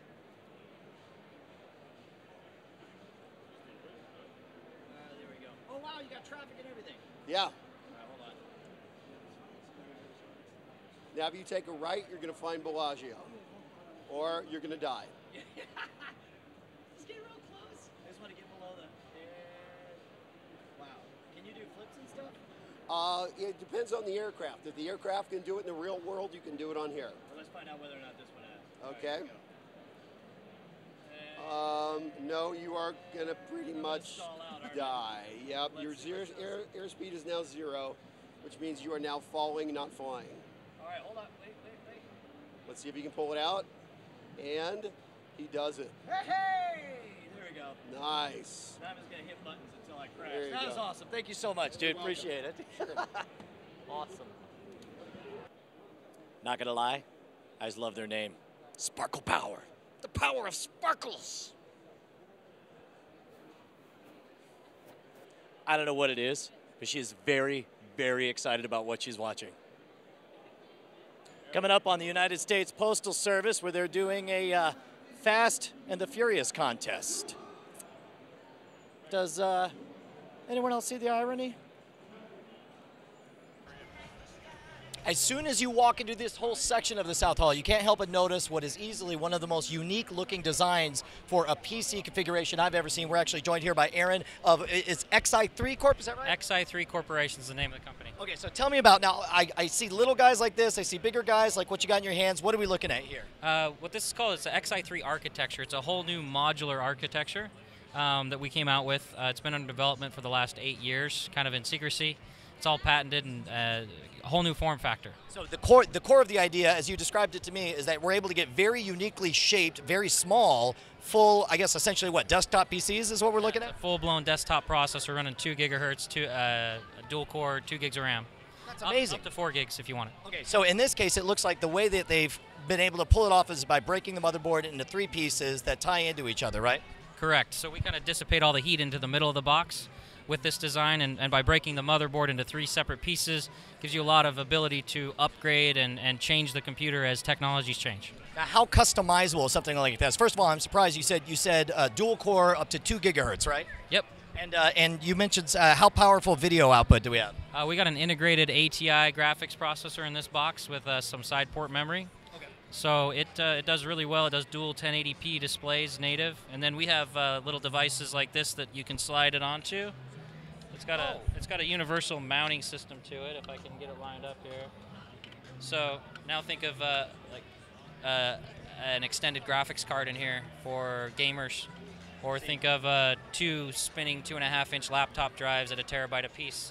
So you got a full desktop computer and 2 terabytes of storage in this type of a package. And you could keep on just stacking these one on top of another, right? Absolutely. You go to 2, 4, 6, 8, 10. You're still smaller than a standard desktop. So it seems like this is a place where you could put a PC normally where you wouldn't. For example, if let's say you don't want to get a prepackaged thing like a Apple TV, that kind of thing. If you're somebody who's more hands-on, you could just build your own media center PC, put it right there, tuck it in the corner of your television setup. Absolutely. So the universal mounting system, we have a VESA mount that'll actually mount it right on the back of a monitor, and it's load bearing so you can hang a monitor from it, and then add to it as you need it. If you want more graphics capability, if you want more storage, load all your movies right there behind your TV and serve them up however you want. Now, is this a case where somebody's going to get the pieces of this as a kit and build it themselves in individual components, or is it something where they buy the modules one at a time from the website? Initially, you're going to have to buy the modules from us. We'd like it to become, as you discussed, where it's something that people could tinker with, can participate in. They can build their own I/O boards. So if you want to build a custom computer or you come up with some type of custom connector, you build your own board and you snap it in and you go sell a product that's uniquely yours. Oh, wow, that would be amazing. We call it rapid product development, so getting a new technology to market very quickly in this package. And then we can brand it, so we can laser etch people's names on there. We can do all kinds of stuff. Have your own brand of PC. Now, obviously, the first thing that popped into my mind is some kind of media center, because that's still a space that we're trying to get powerful computers into with varying levels of success. What could you also do stuff like, I assume, maybe automotive setup, or what are some of the other configurations and uses that you guys have come up with for it? So we're working on an automotive one right now that basically give the ability to broadcast a Wi-Fi network within the car. Awesome. So run your iPad and your iPhone on your wireless network that's running with you in your car. Upload your movies right to your car from your home. So of course the question we of course have to know is pricing and availability. What are we looking at? Pricing, the standard configuration that we're releasing is $850. Think of it as a computer that you can upgrade over time too, so you're going to get a lot longer life cycle out of it. Okay. We'll be releasing different price ranges too. So this is the first kind of middle of the road product. Most users will get a lot of functionality out of this box, and then we'll come out with different processors that are in the same form factor, different price ranges as well. So at $850, what just the rough specs? What can we expect? Rough specs at $850, you're going to get a dual core 2 gigahertz processor, an integrated graphics card, dual 1080p displays, a whole bunch of connectivity options, a gigabit Ethernet, and nice. But no doubt, you're talking out of the box for $850. You get a desktop computer fully functional that you can hold in your fist. Yes. That's awesome. Thank you so much, man. That's very cool. Thank you. Yes! Fight, my minions! To the death!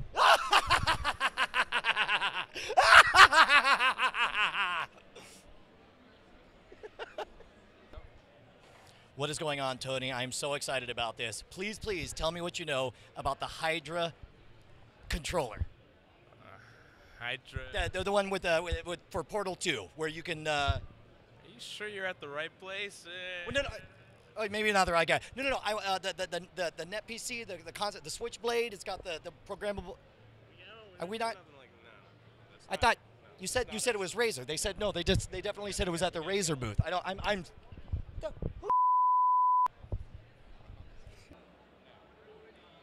Amazing, and change everything.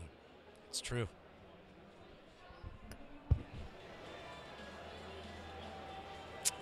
First in the global. Heard it here first.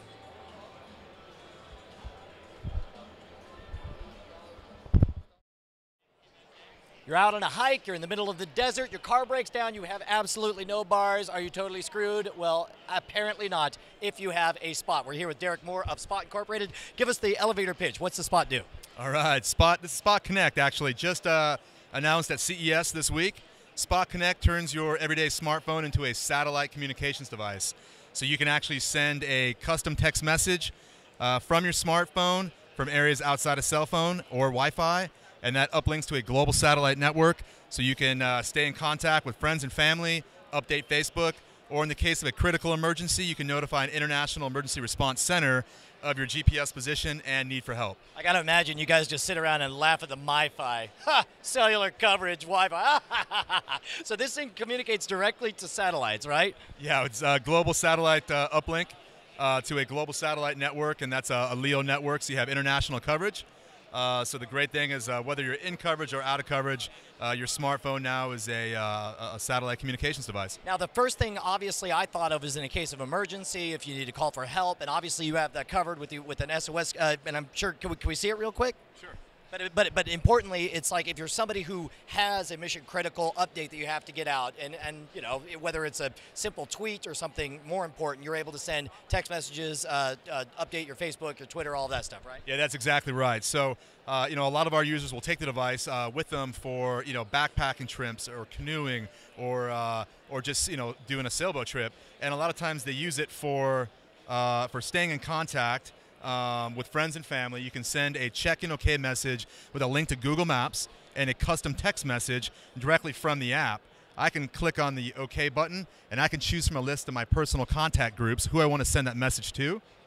And then I can either send a personal custom message or select one of my predefined messages that I've saved and stored in my device ahead of time. And then my message, of course, I have the option to update it to Facebook.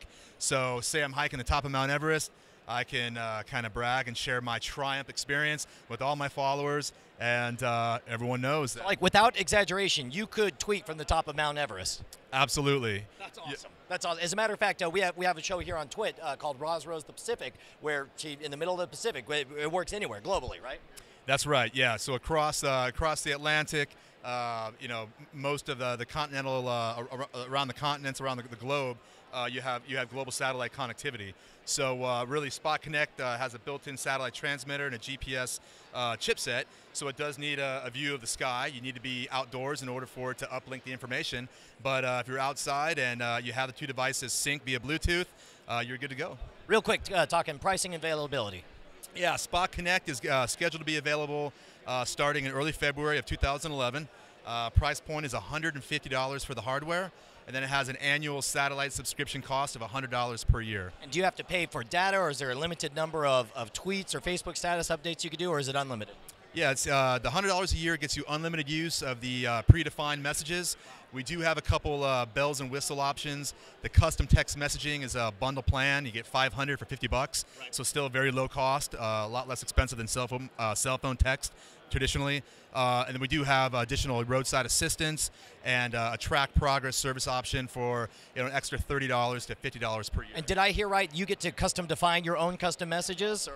Yeah, are they predefined, like, are they canned written by you, or are they canned written by me? Yeah, I can actually go onto my account online at findmespot.com. I can write the message myself. So I define what I want to say. I store it via Bluetooth. It uploads to my Connect device, and then when I'm out in the field, I can just scroll through my predefined messages that I chose, that I wrote. That's great. And then if I want to customize something that much more, you know, let somebody know exactly how I feel at the moment, right. Or in an injury, I can say exactly what the problem is. I can send that information through a custom text message. Yeah, my guess is when you're at the bottom of the mountain with a broken leg, you're not worried about your messaging plan. You're just like, please send help instantly. And send it fast. That's right. Awesome. So. Well, that's fantastic, man. Thanks for Thanks for taking your time. Absolutely. Thanks a lot. Time to up my magic game. Rise! Mobile phones are getting smaller and smaller and smaller. They're all using soft keys. They're all using them right on the screen. And nowadays, when you type an email, especially if you're in landscape mode, all of a sudden 2/3 of your entire screen space is taken up by keys. So a novel approach to use less and less space is brought up by the folks here at SnapKeys. This is Ryan Gasabian. And so how big, now in this case, let's say you got an iPad right here. If you were to bring up, let's go ahead and turn it around and show them. If you were to bring up a keyboard, you'd be bringing up as much as 1/3 of the screen, going to be wasted entirely on a QWERTY keyboard, right? Correct. Yeah.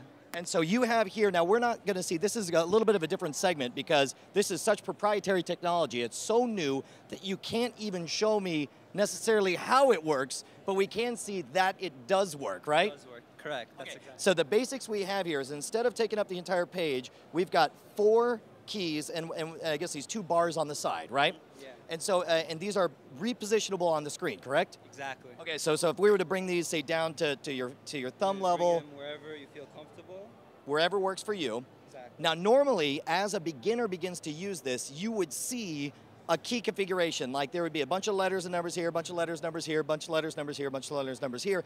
And through a combination of tapping just these 4 keys and making gestures, you can type with what speed and what accuracy?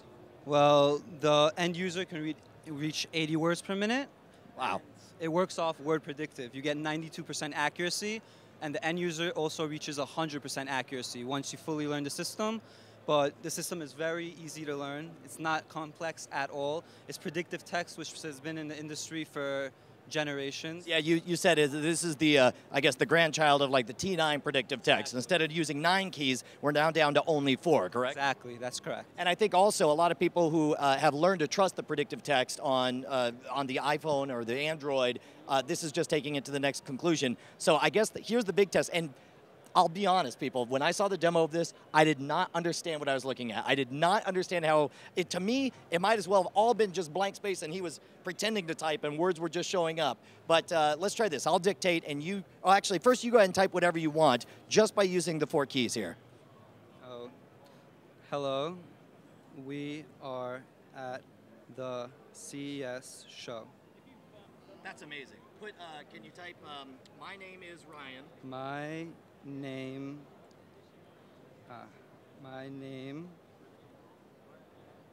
is Ryan. And Brian? And Brian? Yeah, B-R-I-A-N. Brian? Brian. B-R-I-A-N.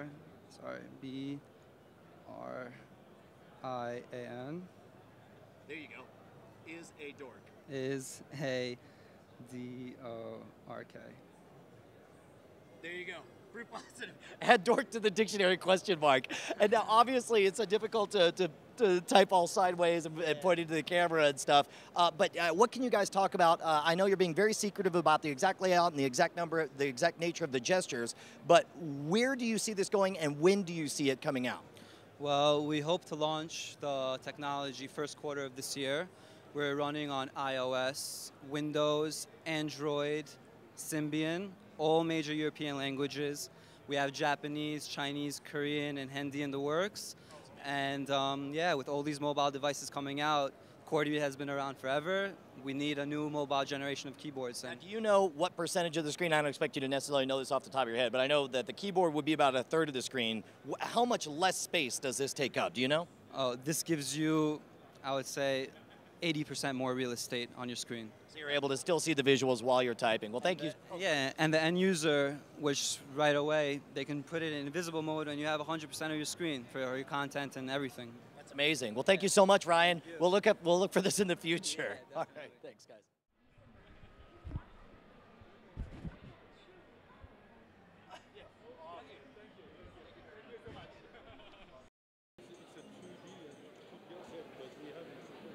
All right, let me know when. All right, there it is. That's the fantasy. That's what we all want 3D to be. We don't want any glasses. We don't even want to look at a screen. We just want it to be magically floating up here. These guys here at InnoVision have kind of a unique way. They're actually taking advantage of an old magic principle here called the Pepper's Ghost Illusion. So no matter what angle, as you walk around, it appears to be completely 3D holographic popping up, but it looks like they've got a unique design. If you just squeeze on down here, just take a look on down here, and you can actually see we have a series of projections around the top that create this awesome illusion of what looks like a floating 3D hologram. So who knows? Maybe someday we'll have it for reals. Gary is the man behind the Consumer Electronics Association. They put on this party, and he's got a new book out. He talks about innovation. He gave it his keynote, and at all the other keynotes he's been talking about how important innovation is, and I would absolutely agree with him that that is perhaps the single most important product coming out of the United States, coming out of any country, is innovation. If you can continue to create and innovate on a personal level, if you can create, you'll be satisfied. You'll enjoy your life. Right. Innovate. And so I really think that that's a great push because, frankly, what you see a lot at these kinds of events is copycat stuff. So innovate, create new stuff, and boy, there is a lot of innovation. That's what we focus on when we focus on stuff. Let me know when you're ready, and we'll head over to Tom Merritt on the show floor with the Gary Shapiro of the CEA. All right, thanks, Leo. Tom Merritt live in the Grand Lobby of the Las Vegas Convention Center. And I'm very happy to be joined by Gary Shapiro, the president and CEO of the Consumer Electronics Association. Those are the folks that put on CES. Thanks for taking some time to talk to us today. Well, thank you for coming here and going out live. Well, thanks for putting it on. How many people do we have this year? What's the growth look like? Well, the growth will be very strong. We'll have our final numbers Sunday night and then audited. But last year we were at 126,000. We'll be well over that this year. Okay, so we've gone out of the dip and we're back rising. Is that true of exhibitors as well? It's true, just about everything. First of all, in just people coming, we have more international, more press, more buyers, more everything. And then in terms of the number of exhibitors, we've gone from about 2,400 to about 2,700. And in terms of the sheer footprint of the show, we're about 1.45 million square feet. Last year, this year we're well over 1.6 million. But it's not only the numbers; it's the sheer innovation that's present at the show. It's the vibe, it's the gestalt of the show, it's the intensity, the emotion that your five senses are experiencing. And that backs up my taxi line index, which the taxi line got manageable one year. I got a little worried. This year it's back to being ridiculous, so things are going well. As far as the show's purpose, has that changed over the years? What would you say the purpose of CES is today? Well, when the show started in 1967 in New York City by Jack Wayman, it was a radio and television set show, and the purpose was to get the buyers and the sellers together. And also the purpose was, and still is today, that anyone with an idea can be exposed to other people in the industry and they could immediately grasp it, whether it's media like yourself or buyers or investors or potential partners. Indeed, we're a nonprofit organization, and almost our entire leadership are people that started here as a 10x10 exhibitor, and they built up these great companies, and they're living the American dream. And when it started, it was probably more around getting some orders, right? Getting your products sold. But now it's a lot of it's about media attention. It's about just catching people's eye. How do people stand out? A lot of folks, in fact, Farhad Manjoo at Salon said, "Don't announce your product at CES. You'll get lost in the crowd. It's too crowded. Nobody goes there." How do people stand out with so much going on? Well, we have almost 5,000 press here, and we have several thousand buyers and investors. So the way you stand out is you're creative, you have something good. We offer a lot of free services to make sure you can get your way out there to the press, but it's also about finding partners. It was just hardware before, but now it's about services and content and chips and cars. We just had today, Ford announced their first ever electric car right here at this show. So it's about automobiles becoming more electronic, and people are focusing on what their car can do. So if you're smart and you have something cool, this is the place to be. I know our listeners are mostly consumers, and they love to watch our CES coverage to see, what's the new stuff, what's the innovation, what are we going to see this year coming out. Some of what we see comes out, some of it doesn't. What are some of the hot trends that you have seen? We've been asking everybody this question. What are some of your favorite trends coming out of here? Well, in the video area, there's essentially three screens. There's the big screen, and that's gotten so flat, almost paper thin, and obviously 3D and connected to the internet. At the small end, it's the smartphone, which has become more and more of a video product, and obviously with all the being connected through that. But the middle area is, wow, there's a lot happening there. It started with e-book readers and went on to the iPad, but we'll have 80 different tablets introduced here. It's Tablet City here, yeah. It is kind of amazing, but a lot of those will succeed and a lot won't. Then there's a lot going on in the personal electronics and healthcare world. There's 200 companies showing products that deal with Apple-oriented products in our iLounge. And there's a lot of other trends in terms of safety and car and driving and distracted driving and monitoring your kids and doing all sorts of things in the car. Is there an area you think that's getting undercovered that deserves a little more attention? Well, you know, the really sophisticated coverage, and if you go to the chip companies, they're really the leading edge, because what those chips can do is like a precursor for what the products will come out in the future. Absolutely. And there's a lot going on in the chip world here, whether it's Intel or AMD or Zoran or others. Or NVIDIA. NVIDIA. Getting into the CPU Huge. race, yeah. Well, and also NVIDIA, what they announced with Audi in terms of new cars is just phenomenal to me. Now, the reason we're here in the Grand Lobby is you've got a new book out, The Comeback, How Innovation Will Restore the American Dream. It's available now at Barnes & Noble and Amazon. What's the book about? The book's about America and our future. We are definitely in serious trouble, and our government has three choices. They could raise taxes, they could cut spending, or they could grow the economy. And the first two are tough and probably necessary in some way, but growing the economy is what I'm about, and it grow only through innovation, and innovation is what we're about. So the issue is how we get there and how we meet our obligation as a generation to do what our parents and grandparents and everyone else did and leave the world better for our children. How do we get people to innovate? What do we do to encourage? Well, as a that? nation, we got to focus on a few basic things. We got to educate K through 12, radical changes right away. We had a panel this morning that I moderated with the CEOs of General Electric, Xerox, and Cisco. Total agreement on just about every way to get to where we want to be. It's about K through 12 education. At the university level, education is great, but we got to get foreign students to stay here, not kick them out. We got to keep up our focus on free trade. We have to have the right tax environment for investing. We have to make it so companies want to stay here rather than always trying to push them away. And we have to work together with our government and force our politicians to make the tough decisions. Seems like science education is really degraded quite a bit. In the country. Is that your opinion as well? The hard science, math, as known as science, STEM education, IT, we have to focus on it. Other countries of the world are starting to eat our lunch, and it's a very dangerous position we're in. What about laws that we could change to ease up? And we were talking a little bit before the interview about copyright law, for instance.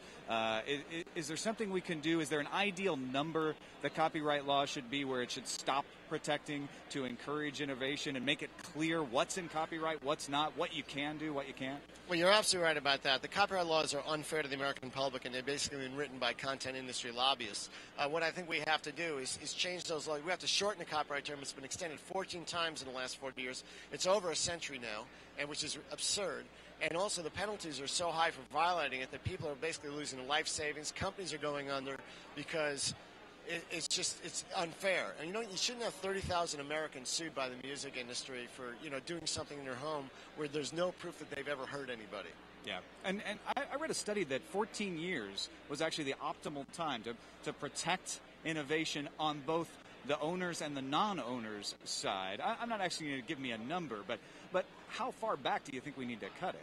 Well, the truth is that there are two purposes to copyright law. It's not only to encourage creativity, but it's also to allow broad public access to works. We've totally lost sight of that. But copyright and patent started at about the same length of time.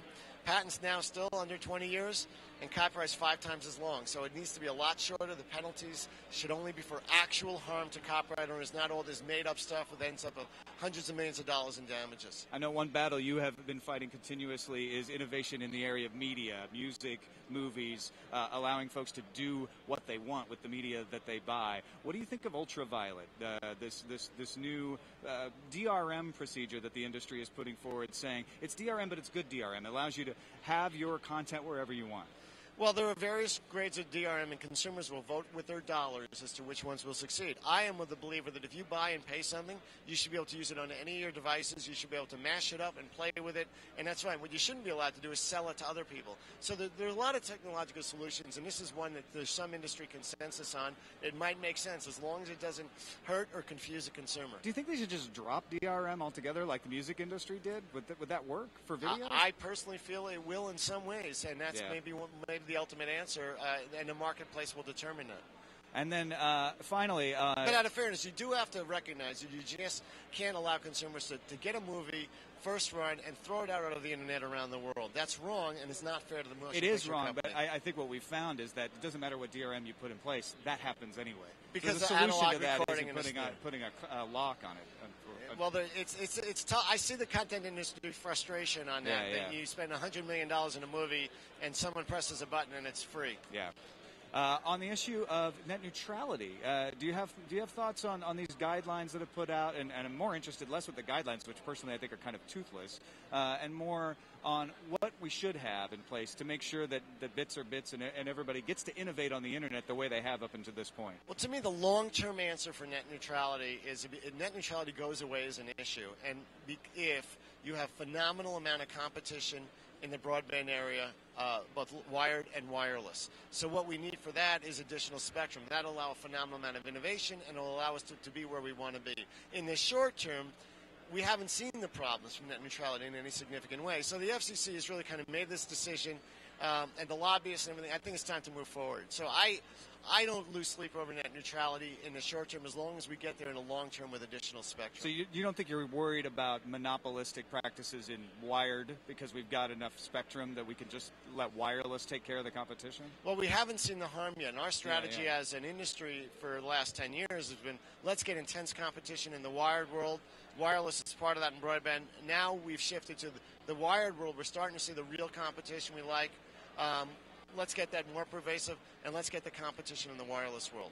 Anything else that you say in the book that can help us encourage innovation and fight these battles and like you say, restore the American dream? Well, I believe in American exceptionalism. We are a great country. We are genetically, people came here for a better life. We have the First Amendment, which encourages challenging the status quo. We have all the ingredients here. We have the internet companies. We are the best country in the world, and it is our challenge as a generation to preserve that. We have to do it because our kids' future is at stake, and we have to act. And that's what the book is about. All right. Well, thank you very much, Gary. I appreciate you taking the time. It's a pleasure talking to you. It's great, and thanks for coming to the CES. The Comeback, How Innovation Will Restore the American Dream by Gary Shapiro is available on Barnes & Noble and Amazon now, right? Yes, it is. And bookstores right now. near you soon? Soon. And Gary Shapiro, of course, President and CEO of the Consumer Electronics Association, the people responsible for all this stuff that's going on around us. Live on the show floor at CES, I'm Tom Merritt. Back to you, Leo. Tom Merritt, that's very exciting. We've got lots more. We're live at CES 2011 in beautiful Las Vegas, Nevada, and I couldn't help but invite Bob Frankston up onto the stage because, ladies and gentlemen, there probably wouldn't be a CES. I can tell you there wouldn't be an Apple computer without this guy. Here's a great, you're a trivia question, Bob. Okay. All the people watching at home, now people my age go, Bob Frankston, oh my God. But I bet you a lot of younger people say, who's Bob Frankston? Bob wrote VisiCalc. And they ask in turn. And what the hell was that, Daddy? What were you? Well, when the Apple II computer came out, it played a lot of great games. It had BASIC. It was a very cool computer, but it wasn't really useful until Bob and Dan Bricklin came up with a spreadsheet program. VisiCalc was, in fact, the very first spreadsheet program, the precursor to Lotus 123, Microsoft Excel, Quattro Pro, a lot of other spreadsheet programs. And you were the guy who came up with the idea to write VisiCalc and wrote. Well, actually, Dan thought of idea. it. Yeah, he was a business major at Harvard. Well, we were both computer science majors. Oh, he was computer science. He decided he should learn more about business. I see. And he could have actually written the program. He, as a matter of fact, one of the top-selling programs on the iPad. But it was fortunate there were two of us. So because I was writing the code, he was free to do the user interface. Right. And because he was not writing the code, he was free to criticize and say, this should be done this way. Yep. When you write the code yourself, you don't want to make changes. So the fact that I understood the business reasons right. and he understood the code meant we could really work out the ideas. Right. Who was the slash key, you or Dan? Dan, slash key was Dan's pinky. Of course. A little bent. But it was brilliant. You know what? That's the best user interface ever. I still hit the slash key sometimes when I want the command line. Well, thank his genes. Yeah, it really was. And Dan's still a genius. His book on technology is fascinating, yes. And it has a lot of this history in it. I highly recommend it. And it's got a lot of other history. One of the interesting histories is the history of telecommunications. Right. Well, that's why I wanted to bring you up. Because, first of all, before we get into that, what are you doing these days? Right now, I'm doing a lot of things. I mean, there's some angel, I'd say investing. If I'm making money, I'd say learning. Right. But I'm that's what Paul Buchheit calls it. He says, I haven't made any money, but I'm learning a lot. Yes. But I'm also, there's sort of a hacker thing where we like to build things. Hold on just a second. We have an open mic somewhere that's coming through here. I don't know what it is, but you need to mute that. Sorry, we have. I don't know about your headphones, but I'm hearing a lot of noise coming in the side. Maybe I'm deaf. I'm hearing Becky Worley. All right. Yeah, I'm hearing something. Yeah, yeah. But it's there we go. You got it. That was good. So I'm sorry. Say again. So I like to build things. I mean, yes. The thing about you're a maker. Well, in the modern parlance. But because of software, I grew up being able to make real things. Mm-hmm. So even in the 1960s, I was, still in finishing high school, was able to work on building online financial services. Right. Which is also in high school. Well, I was working at White Well, investment banker. Okay. And so, by the way, it gave me interesting insights into Wall Street, but that's another discussion. I mean, this is in the days when online services was white text on a black screen and a no screens. It was teletype. Screens. It was paper. 10 characters per second. 10 whole characters every second. Yeah, I can only imagine what it looks like to you. It must be what it looked like to the Wright brothers when they saw their first, commercial airline flight. I mean, you have actually the ratios are so much larger. Absolutely, yeah. A supersonic jet is only maybe 1,000 times faster than them. We're used to millions of times better. Yeah. I mean, the fact that you have a 16 gigabit SD micro. The size of your thumbnail, your pinky. Yes. The fact that this smartphone is 10 times more powerful than the computer of 5 years ago is mind-boggling. And the computers we had then. I mean, the thing. VisiCalc itself is less than 64K. VisiCalc was actually. I failed. I aimed for 16K. It required 32K, including the screen, the We're file not talking gigs. Okay. We're not talking megs. We're talking thousands of bytes. So you're still a maker. I mean, look, we were just listening to Gary Shapiro, the head of the Consumer Electronics Association, saying America's superiority relies on our ability to innovate, to make, to create. But we can't innovate if we don't have the building blocks. That's the thing that people are missing. Innovation is not, you have to have something to innovate with. And with software, I had building blocks. I can write code, I can use things. And this is why I'm interested in components. A personal computer meant I could turn it, I could take I could take a toy computer and turn it into a business device. Yep. I could make things they were not intended to be. Right. And this is where you get the Moore's Law type hypergrowth, when I could take something and repurpose it. And Intel's been very good because they built processors, but they didn't tell me how I was supposed to use them. They were general purpose. And they sold them so I can buy them. Yep. I didn't have a meter running. Cheaply. Well, the price went down, but the fact that it was an owner. Right. Unlike Western Electric, for instance, where you had Yes. to lease rent your phone. You couldn't own it. You couldn't hack Well, it. this goes back, you mentioned Dan Bricklin's book. He pointed out that, you remember minutes used to be called message units? Mm-hmm. You know what a message unit is? A What? telegraph message. That's how antiquated that goes notion back, is. that whole Yeah. idea that it has to be a service. Right. It's as if you can't drive unless you buy a ticket. Right. Now, the other So thing. the internet revolution really is that bits is bits. Yes. That's a component. Well, what the internet really did was decouple what you did from how you did the path. Right. And you can ignore the path. So wherever that is, we get this kind of excitement. Well, to put it in concrete terms, we're really doing television, or we're doing radio, depending if you're looking at the pictures or not. But there's no transmitter tower. This is streaming over the internet. Yes. And that's empowering for me because I can use consumer-grade electronics. I can use very inexpensive switchers that replace a $1 million SAT truck. When Tech TV came here to CES 10 years ago, it cost $1 million. This is costing on a 1/10, less than 1/10, 1/20th. That your Verizon, who just put in, let's say, $50 billion into FiOS, and discover it adds no value. Right.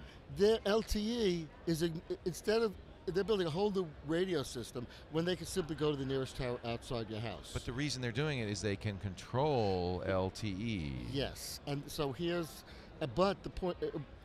They can charge message units again. Exactly. So let's. And that's their model, isn't it? Well, they come from that background. Thank you very much. So let's get very A specific. beautiful girl just shouted she loved me. I'm sorry, Bob. That's very distracting. Well, I didn't see it. He didn't say it to me. So. It was Shira Lazar. And my wife may be listening. Shira Lazar. I know my wife is listening. I don't know her. I never met the woman. So, okay. So in the 1990s, Yeah. do you remember when the carriers said, we're going to charge you for each PC in your house? What? Wait a minute. Say that again. Carriers said you're supposed to pay us for each PC. For your internet access? Yes. Wow, that didn't last long. Well, the reason it didn't last is because of me. Not to brag, but no, the point I'm making is these things didn't happen by accident. When I was in Microsoft... Well, that's a very important point. Let's underscore it. Somebody, whether it's you or somebody else, behind the scenes without any glory, is fighting the good fight from a point of view that I don't even think those of us who are recipients of of the benefits of this understand. Yeah, I wasn't fighting the good fight. I was just annoyed that I had to ask I don't want to permission. pay for each computer. What really happened... Well, we all got routers, right? So, but let me tell you why. Okay. So I was in Microsoft in 1995, in the middle of my time, trying to figure out what do I do. And I was at a meeting trying to figure out how to get people to connect, and I realized that the problem was not ISDN and that. It was too hard to use. And I rapidly went from that to saying home networks should be do-it-yourself. Wow. This is 95. 95. Wow. And the thing about Microsoft, since I didn't know what a career was, I was able to do it. You didn't know it was a career killer. Well, I didn't know what a career was, so I could have... You had no idea the risks you were in court. Okay, go ahead. So what I did was remove anything that made it hard. I didn't think it should be anything hard about networking. So you now owned your network in your house. That's right. But I did another thing which I thought was a compromise, turned out, and again, you can't anticipate the effect, but a really lucky decision was to put in a network address translator. Which now, every router does, NAT. Yes, Yeah. it's called a NAT. We call the router now, but what it does, what meant, is the carriers could not look inside your house. They have no idea. They give you one IP address, and you could have anything you want attached to it. And they could not charge you for each and PC. they can't do it. Thank you for NAT. It detached it from the business model of telecom. Right. So the question now is... And they had not, by the way, there was nothing they could do about it. Oh, that was the beauty of it. Yeah. And at that point, they were trying the triple play back then. Yeah. They want where you get the phone, data, and television. And everything was going to go through your set-top box. Right. That was the plan. They would come in, own it. And I'm sure Microsoft very much wanted that business. Well, yes. I mean, this is, again, I was able to get away with this. Right. Because it undermined this part, the IPTV business. Right. But, what happened then is, US West came to us with this ADSL thing. And eventually that all connected to your router, which can now work because your PCs are all internet ready. You didn't have to read instructions, you just plug it in and it would work. Yeah. That became today's broadband. Right. But people missed the point. We did this despite it was being broadband, not because. Explain to me what that... Okay, what happens is people built, like DSL. Yeah. The purpose of DSL was interactive television. They wanted video dial tone. They wanted to be able to send... They wanted to become a cable provider, basically, a cable TV provider. So we managed to carve out a little piece of that as quote internet. But the fact that so wherever you had this connection, you were able to use it. But people forgot once you left your house, you were disconnected. Right. So people tend to want more of what they used to. Yes. So let's say you repurpose a video distribution network. What is it good for? Video distribution. Right. It's not good for medical monitoring. It's not good for keeping us alive. What we need is availability and infrastructure. Right. So you have to explain that, that's, so speed is easy. When I did home networks, I wanted to be dial-up speed. I didn't have to make it fast. The reason you've got gigabits in your house is because I did not make speed a requirement. So companies, as they bid for your business, can make it better and better. Very smart. They didn't have to say, what's good enough, that's it. Right. Once you leave your house, you go into the land of billing. Very interesting. Billable events. Now, we only have a few more minutes, Okay, and I want to get to net neutrality. So net neutrality. Because this is the debate today. Exactly. So let me... Fast forward to our current dilemma. Well, actually, I'm heading there. I'll do the fast track to it. So let's say we take this model in your house and we extend it to your neighborhood, to your city. You now own the wires. So instead of 3 broadband lines, which are redundant, you own them all and you get gigabits to every house, plus there's no reason not to. Right. There's no meter running. The problem with net neutrality is people are treating it as a moral battle. They think somebody's going to block you, that's bad. They're right. But they're talking about only that 1% they get as internet. I want the whole thing because the internet is fundamental. And if you look at the show, what's happened over the last few years is everything is now going over the top of IP. Right. Just as Verizon put in billions to become a cable company, it's all useless because they get all they can do is sell generic bits, and everything rides on it. Well, but it gets worse. So if you have Fios now, and by the way, this is for people who don't know, this is exactly what's driving Verizon and everybody else crazy. Why they're in the wholesale business? They wanted to be in a retail business. Yes, which is.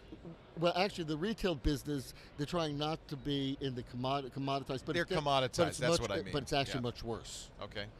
Comcast is buying NBC Universal in order to get out of the cable business. They want to control content. They want to be the content. Yeah. The content all goes over. So Comcast now can make more money selling to a Fios subscriber, but they don't have to own the physical plant anymore. They didn't have to do all that investment. So this is the real trend that's turning in the industry, because the problem now is you've got companies that made money selling services. We can do the services better ourselves, so they don't get that revenue. Right. If they sell too many bits, they can't make money. There are too many bits. So they're basically zombie companies trying to escape before people realize that. I agree so if with we you. focus on wanting to be owners of our local infrastructure, take the home model, extend it to the neighborhood, that we get a lot more neutrality. How do we do that, though? It's not structured to do that right now. No, you start out with awareness. And so what you're saying is we should become our own internet service providers, buy bandwidth by the bushel? We buy copper, we buy fiber, we buy radios. Yeah. We hire, each community would hire people to operate it, like we hire people to run the streets, the sewers. But Bob, you know what's going to happen, because as soon as cities started doing municipal Wi-Fi. No, but they used the wrong business model. They did a Bell model. You see, this is a long discussion. So I'll try to do it short. If you want to continue, we can. Well, you know what? What we're going to do is we're going to bring you back to the studio in a little box. No, we're going to bring you back to the studio sometime and spend an hour. I really want to have this conversation, and I don't want to rush you through it. So the short bottom summary. line? Yeah. Bottom line. The technology exists. The business model is a problem. We need to change how we pay for community internet, community ownership of the infrastructure. Like but this might be an opportune moment because these companies are trying to get out of the infrastructure business. This is the time to make a deal, just like in 1984. Yeah. If you go to Frankston.com, you can read about it in more detail. This is fascinating. We are at a very critical juncture. Yes, and if you we could take advantage of this. If you walk around the show, you can see. Everything's going over the top.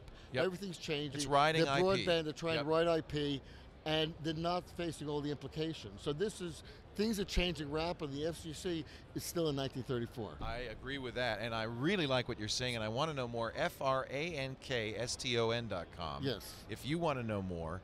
And Bob, Eileen, let's book Bob for our triangulation. Tom Merritt and I will spend an hour.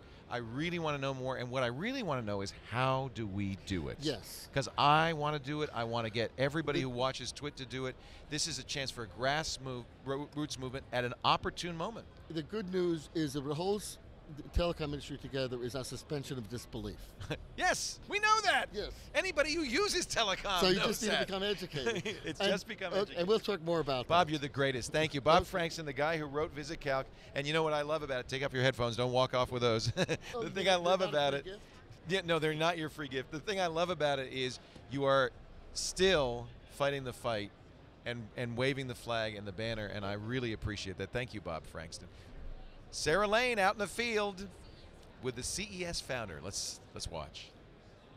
You went right in front of my camera with 5, 4. Because I am standing next to the man that we have to thank for everything going on at the Consumer Electronics Show today, Mr. Jack Wayman, the founder of the Consumer Electronics Association. Well, I was, really it wasn't me, it was my board of directors. I was Gary Shapiro's predecessor, and I had the fortune to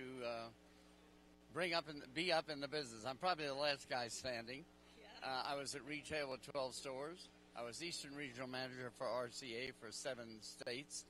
And there was never really a need for the show, all the way from 1920 when radio went on the air. Right. Because there was a middleman, and the manufacturer never faced the retailer. All of a sudden, several things happened in 1960s or 67, is that the middleman started disappearing. Color needed a vehicle, a show, and the Japanese were making their beachhead, and they needed a vehicle to get people and product and technology. And so we went on the air. It was a great idea whose time had come. In 1967, we had only 100 exhibitors and about 100,000 square feet. This show is now 1,600,000. And we had 17,000 attendees. And this year, of course, we'll hit probably 140 plus from around the world. But the mission of the show originally, and it still holds true, is an annual meeting place for the people and the products of the industry to showcase their innovation of every company. Small companies with a 10 by 10 booth all of a sudden have a 50,000 foot booth here. And that can happen again and again and again. So it's a showcase for technology. I mean, the first show being 17,000 folks, that's still a lot of people in one place. Did you have to try to convince people that this was a good idea, that they should come and see what kind of global technologies were available? Right. Well, we had our retailer association. I conned them into holding their annual meeting during our show in New York. So that gave us the base, and that was our retail base. But the retailers came and the show continued. At one time we had 2 shows a year. Our industry was so dynamic. And starting in '95, we went to 1 show here in Vegas. And by the way, our industry, when we started, was $2 billion total sales at retail. Today, $300 billion total sales at retail. So the showcase of the show, its mission is to stay slightly ahead of our time, like Panasonic says, but stay slightly ahead of the industry and showcase those products and give the least a little guy the chance to show his executives his new products to the retailer and the big boys. They said, boy, I came to Panasonic and I went to LG and I saw the president. And that's very important. It became a network show. And it also became a hype show. We have 10,000 press here. This is the largest press of any event in the world. The National Committee for Election of the President, RNC, of the Republicans or Democrats. The Super Bowl doesn't draw near what we draw in the press. Well, we as press are delighted to be here. This is a very exciting show for TWiT and everyone watching. You point out something that's very important, that it is a show for the little guys who want to get recognized, who want to get some attention, and for the biggest companies in the world who just want to show off what their latest and greatest is. Over the years, you must have seen so much. Is there anything that stands out as far as a product or just the way that something turned that you just thought, wow, this is really amazing? Very few products that have failed. The Walkman was introduced. Our first show was the cassette. Wow. We only had 3 products for radio phone. Sony's still talking about the Walkman. Well, they just stopped making it. But the Walkman led the way. The VCR was introduced at this show. The Sony Betamax case originated by Hollywood looking at it here and running home and trying to stifle it. The CD was introduced. Every product are on the market was introduced at this show. And sometimes it takes a while. Took color 10 years to catch on. Took television 10 years. It takes time. But many products today are only taking a 2 year to become a mass product. Like the e-book, like the Xbox, for instance. Overnight, it became a hit. So we're seeing a fast acceleration of technology becoming successful to the mass market, probably due to the show and the hype that it brings to the public. Working behind the scenes, it seems like every year CES, at least in the recent years, is the year of the HDTV, and then it's the year of the 3D TV, and now they're calling this year the year of the tablet. Do you agree with that stuff, or is it kind of all silly marketing hype? Oh, no. It's we love those early adopters when we bring out a new product, and it takes time for everybody. You must have a product to be successful, to have the entire industry behind it. Mm-hmm. One guy cannot make it alone, so it lets everybody say, oh, well, I'm going to get into 3D, like whoever brought it out did. So soon we accept, before the end of the world in 2012, you got to remember, we hope to have 12D TV might be out by then. Jack Wayman, thank you so much for taking a few minutes to talk to us. It's a real honor. I know you've got a big dinner tonight for the association, and I hope you have a great time. And thanks again. We're going to be here all weekend, and we can't wait to see more of the floor. So thank you so much. Thank you for being here. Absolutely. Jack Wayman, the founder, the man behind the CEA. What a treat. Wow. Not every day. Thank you. Thank you, Sarah Lane. Sarah Lane out in the field. I've got the Chief Gadget Officer from Gazelle.com here, Anthony Scarcella. Hi, Anthony. Hi, it's how great are to you? see you. How are you? Good. Nice to join you. I'm still getting Sarah's audio, if you can cut that. I see. So that's the headphones only. It's not going out over the air. Got it. So Anthony knows more about what people don't want than any man alive. You're the one that gets all the stuff sent back. True. I just told Anthony, and it's going to be a big deal for you this coming Tuesday. Andy Anako, who's one of our Mac Break Weekly regulars, and the last one to still get invitations from Apple.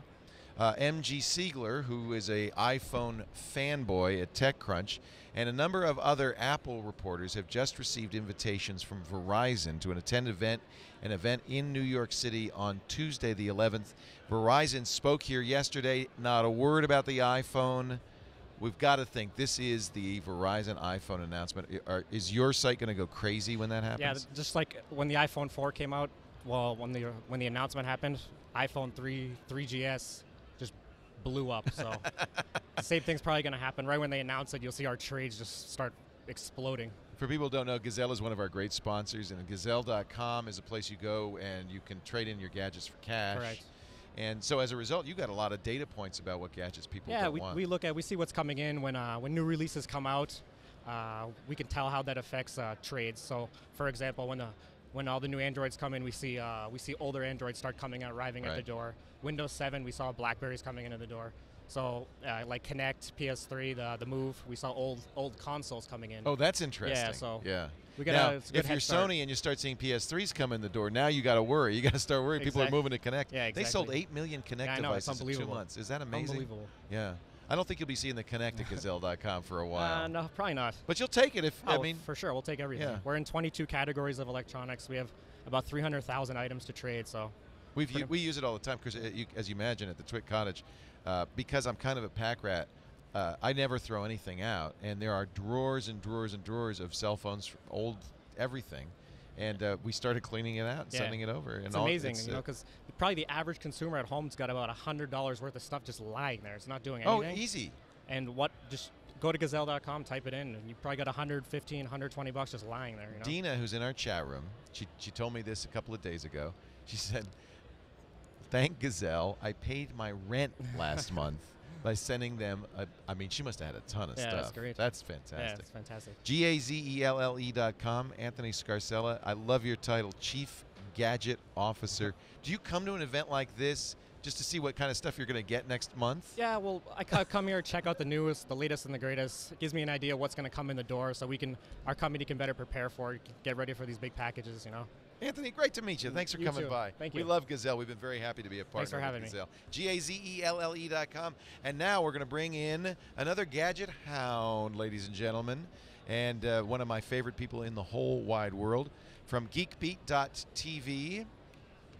I don't have to tell you, Callie Lewis is here. Callie, I love Gazelle. do you use Gazelle? Yes. Whoops. Yeah, who doesn't? Awesome. I mean, if you've got a lot of crap lying around. I know. I I have a lot of crap.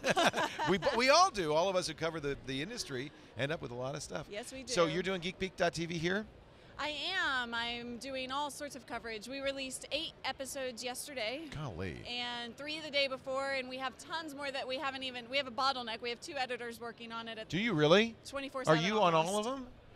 No, actually. So I was going to say, if you're cranking out more material than 2 editors can handle, you've got a problem, Callie Lewis. You're a workaholic, so there's other people involved. I've got one other person. We're kind of tag teaming on some. That's great. He's doing some. I'm doing some. That's so it's the only way to get through all of this. Have you been to a bunch of CESs now? Or Actually, I hate to say it, but this is my first one.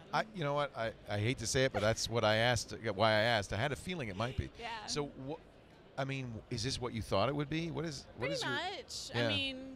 You've been to other trade shows before, so I'm kind of it's used just bigger. to the whole idea. It's just take bigger. a trade show and make it gigantic. Right. Yeah. So you're not. But I'm loving it. Good. I'm exhausted, of course, Yeah. but I am loving it. I'm kind of jealous of you getting to just hang out. Oh, I right haven't been just here. hanging out here. I've been all over the place. My feet are killing me. Saw you at Showstoppers yesterday. Yeah, but that's right. We had a good time. That was a lot of fun. So what do you like so far? Anything interesting you'd like to see more of? Any products you think are a waste of time? Give us an come on, give us a little dish, well, Callie anything Lewis. I think of a waste of time, I'm just not stopping at. Right.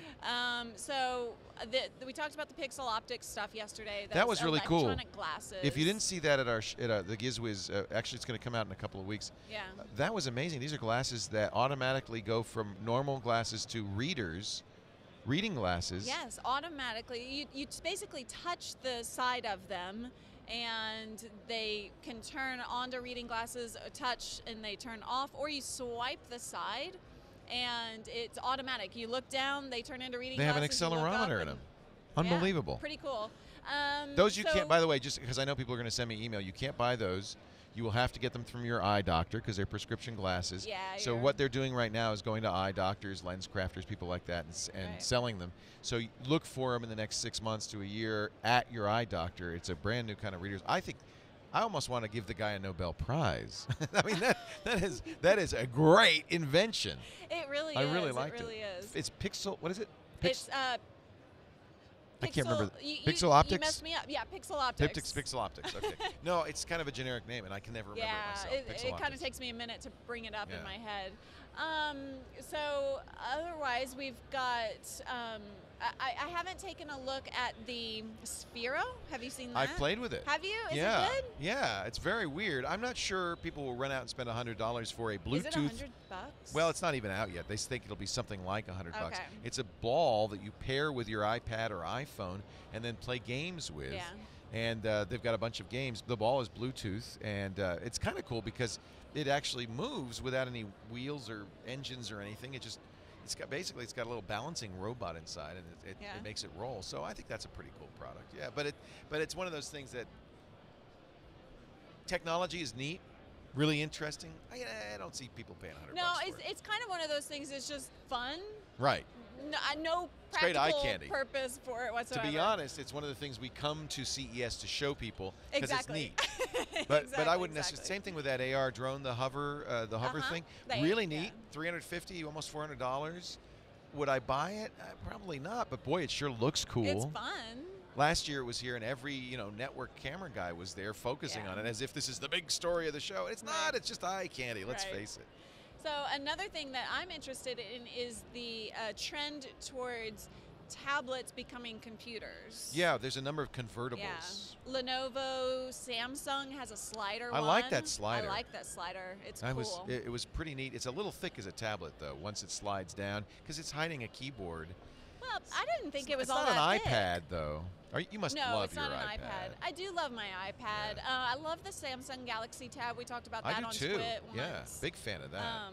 But yeah, the that's an interesting concept, just to be able to turn it into a computer when you need it. And the Lenovo U1, I believe it is. Have you seen it? Because Because I think that's over at the Venetian, and I haven't managed to make it over there. I did see that the other day. I went to their good. party, so I You could were see smart. it. That's the way to do it. Go to a party, see a computer. They have to feed you to get you to look at it. Oh, and they had amazing food. I have to tell you. If you ever get a The chance best to go. food. Go to Lenovo. What kind of They food really was it? did. I mean, this is Vegas. It was like Chinese. Oh, yeah, it's a Chinese company. I was fusion type of wondering. thing, Yeah. But it was really, really good. That's good to know. We come to CES to talk about the food. Really, that's what we should say. Is not what did you see? What do you like? What's the best food? Exactly. Who has the best? What's the best party? Facebook apparently, and I haven't been able to score an invitation, but Facebook apparently is having a party at the Palms tonight. Oh, really? The big party though tonight is Earth My Wind. meetup. Oh, I'm sorry. First, my meetup. First, Callie's meetup. Where's that going to be? That is at Earl of Sandwich at 6:30. It's at the. What is Earl of Sandwich? We actually chose this place because of the name? it's almost to the Monster Earth, Wind, and Fire thing. Now, I don't have tickets to this, but Monster. I can get you tickets if you'd like. Really? Yeah. Can you? Yeah.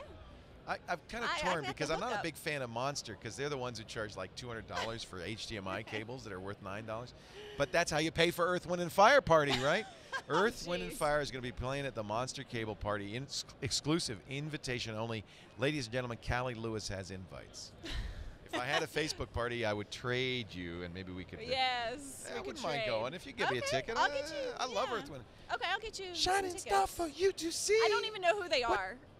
I'm sorry, but I will go and I will enjoy them. You have.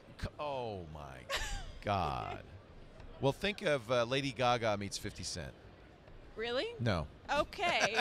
I was gonna say Shining that star. would be She never heard of Earth, Wind, and Fire. Shining star for you to see what your life will truly be.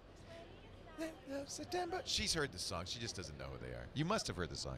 Don't you listen to the actually, radio? That sounds familiar. Eileen sings better than I do. Thank you, Callie Lewis. GeekBeat.tv. Have a wonderful CES. I hope I see you again. Don't kill yourself. Remember, comfortable shoes, hydrate. I am wearing my tennis And don't shoes. stay out too late at the Earth, Wind, and Fire Oh, no, party. never, ever. Thanks, Callie. Thank you. Great to see you. Leo Laporte here. We are doing our live coverage from the show floor at the Consumer Electronics Show. Tom Merritt is out in the field, and we're going to find out who is Tom talking to. He's got some cars. Well, we like cars. Let's head out into the field thanks to Live View and Tom Merritt. Take it away, Tom.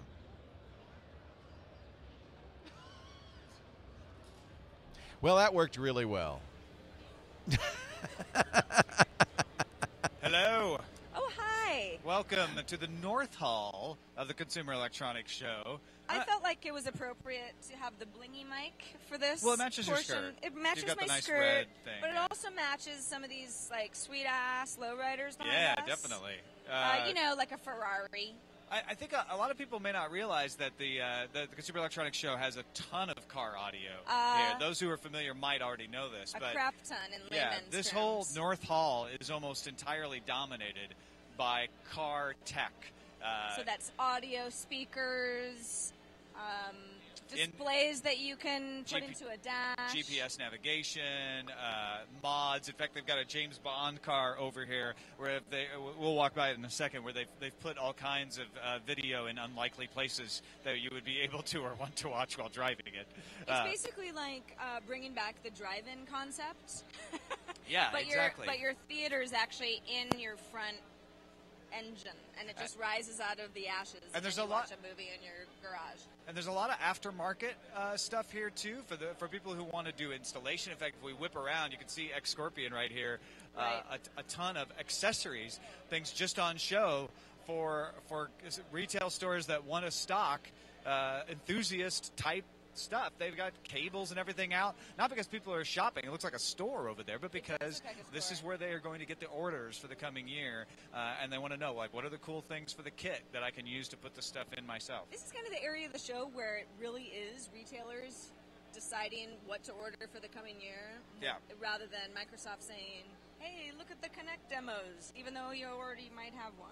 And lots of audio, lots of in-dash sound systems. This is, if you're one of those people who's like, I want the sweetest sound in my ride, you would be in heaven in here. The place to be. I mean, look at the you know, they've outfitted the back of this old Chevy. I took an Instagram of this car a couple days ago because it's just the most beautiful thing I've ever seen. But I mean, this is like tricked out sweet stuff. And then there's even, if you come up this way, you can see it's, you know, it's an old car, yeah, but they've got It's an old car, but TVs modern. for the people in the back. They got a TV in the front, a super sweet navigation system. Of course, they won't let me in the car because, well, I can't be trusted in a place like this. But boy, is this gorgeous.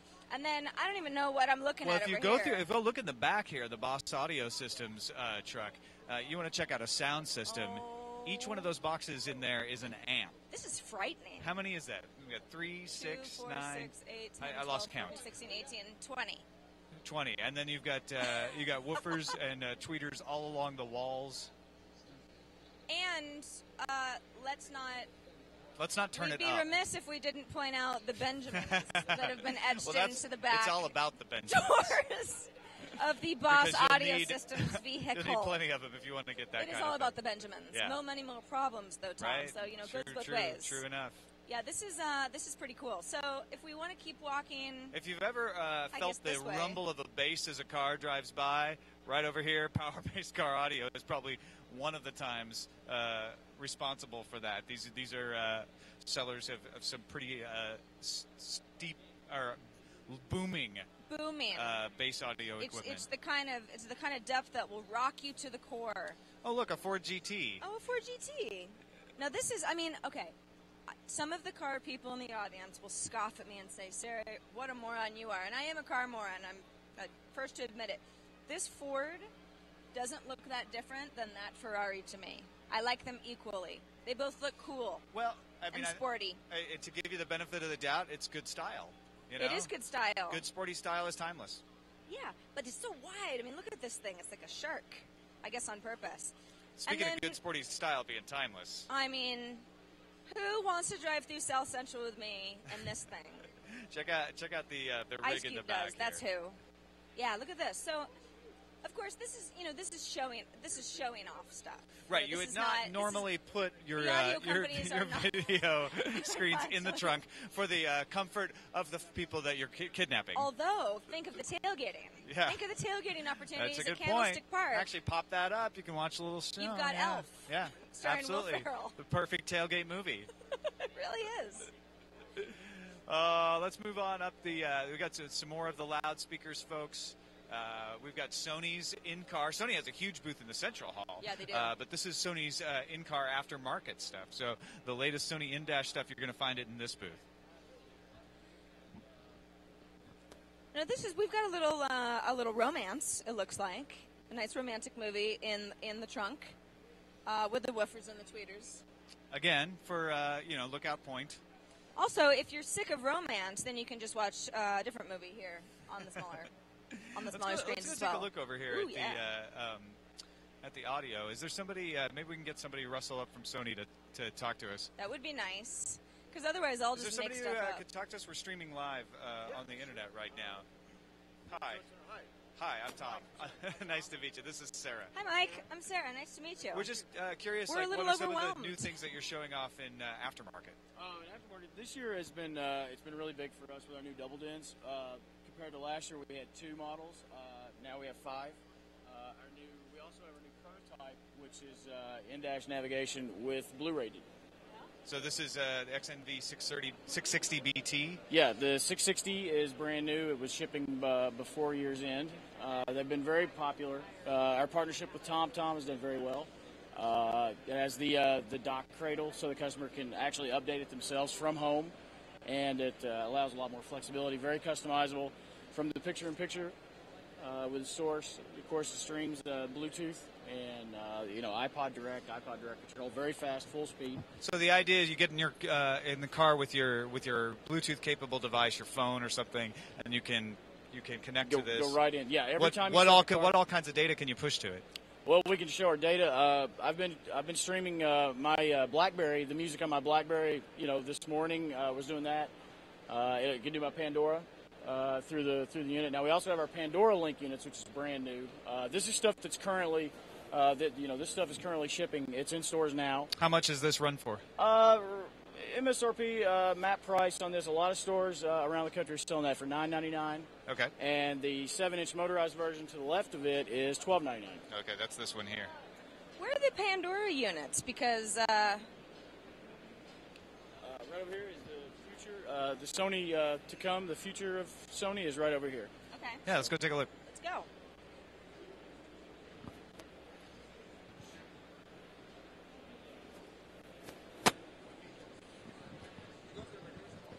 So I'm a huge Pandora user. Yeah.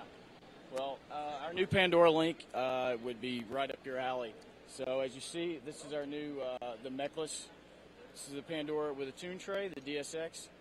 It allows you to put your iPod Touch or any iPod device inside. Close it up. That's awesome. Yeah, and you can also even use your thumb drive through the USB on the face, and then stream Pandora from your phone and control the thumbs up and thumbs down. Features full Pandora. Get back up here on the screen, but it will. So it's your radio stations that you already have saved. They will pull right up, and you control them, and it shows the text and all the information. Thumbs up, thumbs down. Can you add a station based on a song as you're playing? Yeah. How would you do that? So let's say we like the song. Okay, that's like playing. see right here that's playing. Well, it just kicked out of that menu. They're rolling in demo mode right now, and we have the Pandora phone that's tied to these devices. It's floating around here somewhere. But as it comes up, you use the rotary encoder, hold it up, and press up, and it'll give you the thumbs up, and that'll add, and it'll, as Pandora works, you're probably aware, the program runs. When you select something you like, So it it'll works find just like a similar website. things. Yeah, it works just like a website, and it's free. So, and that's working while you're in a good coverage area. If you've got, good 3G coverage on your device, your mobile phone, and this works with Android too. So we want to let everyone know that not only, BlackBerry, iPhone, but we're really going after the Android. Your phone is stored in there? Your phone, once you pair your device, you pair your phone via Bluetooth. Every time you get in the car and start up, it pairs up to 5 phones. Okay, so you're not. I thought that for a second that you were saying that inside here you had a dock. For the we do. phone. Yeah, for the iPhone. Well, that's what I mean. If you've got your iPhone, you put it just keeps it out of the way for you. That's no great. cords, no wires. So you're not sitting in a cup holder. It's not falling off down on the floor. That's part of our no wires campaign. That's fantastic. So the DSX unit. This is the future of Sony. This is where we're going, and we'll hopefully see this later on. It's coming soon. Okay. Do you know price range? Do you have anything it's like not that? been announced yet, but hoping to be competitive with it and really bring it with a Pandora link. Excellent. That's great. Thank you so much. Thank you so much. For showing, very letting exciting us ambush stuff. You like that. I appreciate that. All right. He's used to it. Cheers. Thanks again, Mike. Ooh, all right. Shall we just? Shall we take a ride? Shall we look at this? Now, this motorcycle, the Condor, or maybe that's just the. It's a Harley. Well, I don't know. See, yeah. I don't know what I'm doing. There's a lot of storage. You'll never lose it. You'll see in the dark. Yeah, this is a showpiece to draw people into ARC Audio and take a look at their amps. It sure is a beauty. I don't know about you, but the guys who roll down the street blasting their music on their Harleys get a thumbs up from me. Yeah? Oh, I love it. I mean, it's obnoxious, especially if you don't like the song that they're playing. But do I you like give the gumption. Do you give them a thumbs up or do you throw them the horns? I usually just go, woo! Depends on the music they're playing, right? A little smooth jazz, right. you probably just give them a thumbs up. The other day... I don't see a lot of Harley riders blasting smooth jazz. No, the other day, there was a man and there was a woman behind him. They were having a wonderful day. They were going really slow, and they were playing Shania Twain. And these two people are like maybe the last two people I would have thought would be playing Shania Twain, and they're having the time of their lives. Yeah. So there's no accounting for what makes somebody happy, but you got speakers on a Harley, and you're going to have a good time. All right, we've admired their Harleys. Let's ask them about their products. One of you guys willing to talk on camera with us? We're streaming live from This Week in Tech. I'm Tom. Nice to meet you. This is Sarah. Hi there. Nice to meet you too. So we were admiring the Harley. What's the tie-in with ARC Audio? Well, we had released a line of products called the Impact Series. It's a small, compatible, portable audio system that basically integrates into the motorcycle, inside the fairing, amplifier. There's a lot of people that's been doing motorcycle audio, and we, especially our CEO, who's had a passion for motorcycles and Harley-Davidsons, but everybody's taken up their bags. You can't use the bikes. It's about enjoying music while you're on the road. It's a lifestyle. It's all part of the actual effort of enjoying music. So we created something that allows you to actually enjoy the music without losing the functionality of the bike. And so what differentiates the ARC Audio kit from the others? We're not using Class D technology. We're using a self-designed Class H design, which is an audiophile-based original circuitry, which gives you the capability of audiophile sound, but with the performance and efficiency of most digital amplifiers, giving you that refinement, tonal definition. It's for people who really appreciate music and for people who want the purity in sound, even at 70 miles an hour with a helmet on. So it's like, I don't care about blasting in the neighborhood. I want it to sound good to me while I'm on the bike. And you know what? That's what we push. Use your own ears and be a judgment, for yourself. Create the environment for what you want, not for what other people want. Is there a particular product that you're coming out with soon that you want to tell people about? We've actually got a bunch of products coming out, but if I had to say anything, the thing that most of our dealers and most of our consumers that know ARC Audio that are getting excited about is our new Black Series speaker line. I mean, we've always been a specialist company focused on high-end audio and high-end components. This is our first step into our own branded line of a high-end audiophile, high-fidelity speaker line for both the automotive, motorcycle, and 12-volt environment. So. Fred, that's great. Thank you so much for talking to us. Thank you. 70 miles an hour with a helmet on. Listening Still to going to enjoy your Shania Twain. It's not going to stop me. Not anymore, anyway. Not anymore. Thank goodness. Oh, look. This is a perfect opportunity to thank our sponsors. It's for our Ford is sponsoring our CES 2011 coverage. They This sure is their are. booth right up here. They just announced the new Ford Focus Electric. It is an electric car with lithium batteries inside. It gives you 100 miles range or so enough to take you around on a commute, do the things you need to do around town. You can plug in with a 120 watt or 240 watt plug-ins, and it's a fantastic offering from Ford. Go to focuselectric.com if you would like to learn more about them. We thank them for their support of CES 2011. There it is. There it is. Oh, that's the 2011 Ford Fiesta. I was pointing at the wrong It thing. looked a little like a The Focus. Focus is behind it. Focus is behind it. 100 miles on a full charge. I mean, I do quite a bit of commuting, and I can still get in under that. And a 4-hour charge helps flexibility quite a bit. I think we should go over and take a look. Okay.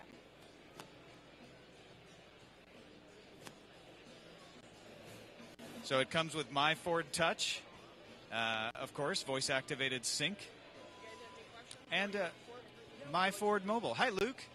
Hey, how's it going? Good to see you again. Yeah, that's right. I remember. Was this the big announcement that we couldn't talk about at PepCom? No, this is actually the 2012 Focus. The big announcement. So where's the Electric? It's not here yet because Okay. there's so many people they couldn't get it in. They couldn't Coming get it in the tomorrow. doors. Okay. But we were just thanking you guys for sponsoring us again. We appreciate it. glad to have you We'll here. try to swing back by and take a look at the Electric later on. Cool. Yeah, it'll be in. I hear different times. At one point it was later today. Others it was early in the morning. I think it was based on when it clears When out. you can enough to open a get door in. and not run tomorrow. over people. We can yeah. come tomorrow It for would be a bad start to the introduction of the Focus Electric if you trampled people on the way in. Probably. Yeah. All right. Thanks, Luke. Good to see you again. We'll come by Cheers. again tomorrow. Thank you. Now, there was a Lamborghini that we saw on our way in that was very Back to the Future. It was. Well, Lamborghinis are not Back to the Future. No. It was but Back it to the. looked I Back know to what the a Future. DeLorean is. Yeah. But it had the hatch doors. That's what was Back to the It Future. had the about. side open doors like Right. that. Yeah, Yes. No. yeah. Oh, check out I this. might not know my motorcycles or Alito, my cars. Little Phoenix Gold. But I know we are my both Back the to the wrong Future. person to be in this hall. I am so not a car person. But it's still fun to take a look at this stuff.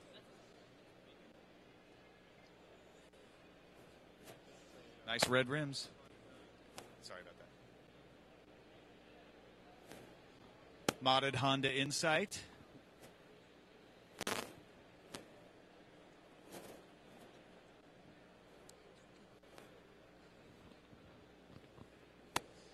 All right, let's keep going. Find our way back out. Muscle Car Mania. What do you think, Oh, Tom? You yeah, in? Here we go. Little Pioneer action. Pioneer speakers bumping. I had some Pioneer speakers in my Maverick. I had some Alpines. My and 1977 Maverick. Oh, yeah? Yeah. I had some Alpine speakers, and I thought that they were pretty fancy. They actually weren't. They were a very cheap model of I also Alpine had speakers. Kenwoods. Pioneers were the first ones, and I thought I was on top of the world because I didn't have the stock audio anymore. I actually had Right. Pioneers. So. Oh, I know, yeah. All right, so the Lamborghini is this way, and now that I've talked about it, I feel as though we should show it.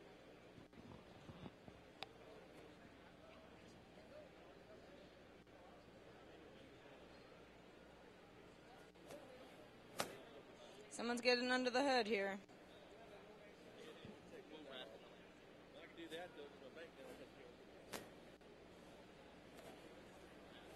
Oh, there it is. Just giving you a chance to. I almost walked right by to take a my look. Back to the Future machine. Now, the doors were open earlier. They really were. They I'll back really you up on were. that. They really were were. popped open. But it's still a Well, very it's- pretty but It's car. no Ford. No. Let's be honest. All right, so all of you car nuts out there, please forgive us. If only we had chat open so Yeah. they could tell us what was cool about everything that we don't already Yeah, we know. should have just had Chad host this. Huh? Yeah. Oh, and, yes, thanks to LiveView for providing the technology that allows us to walk around the show floor like this and stream live. It's an incredible piece of technology, bonding together multiple modems so that you get the best signal all the time. It's impossible to get a signal on my phone, but we can have stream stopped live out of the trying. LiveView pack. That's incredible. And it's a backpack that Hilton's carrying around. Yeah, and thanks to Hilton, too. Yeah, For really. carrying it around. Thanks to you all. Back to the stage. Well, it's like going to the gym for Hilton. So, Yeah, it's the health plan it's here at helping TWiT. him more than it's helping us. We'll see you later. See you guys. Sarah Lane, you missed the great pan. Brent is really good at, when they're done, they just pans off into the, and they go, "Whoa." We're here live on our stage in the South Hall at CES, the Consumer Electronics Show 2011. Day 2 is almost done. It's about to wrap. See you guys. All our chat moderators were here, and I'm sorry you missed them. We got. Come on up, guys. Come on up. Come on, chat moderators. Come on up. Stand over there. You know, if you're a participant in our live broadcast at live.twit.tv, we encourage you to go into the chat room. We're gonna have to get somebody on the camera to widen that out because only Dan Hendricks is here. He's the king of the mods. He's the guy who's in charge of the group. But how many mods do we have now, Dan? I believe there's 15, 16. It's a huge group. And why do we need so damn many? Because you have shows all over the clock, all around the clock, and we have You can get all of them. You don't have to have me in this shot. Get all of them. They did. There we go. We have you have shows around the clock. Some of us have regular jobs, and we kind of have 3 or 4 at a time that There's are always somebody in there. Yeah. And I'm really thrilled with the job you do because our chat room, I can safely send people there.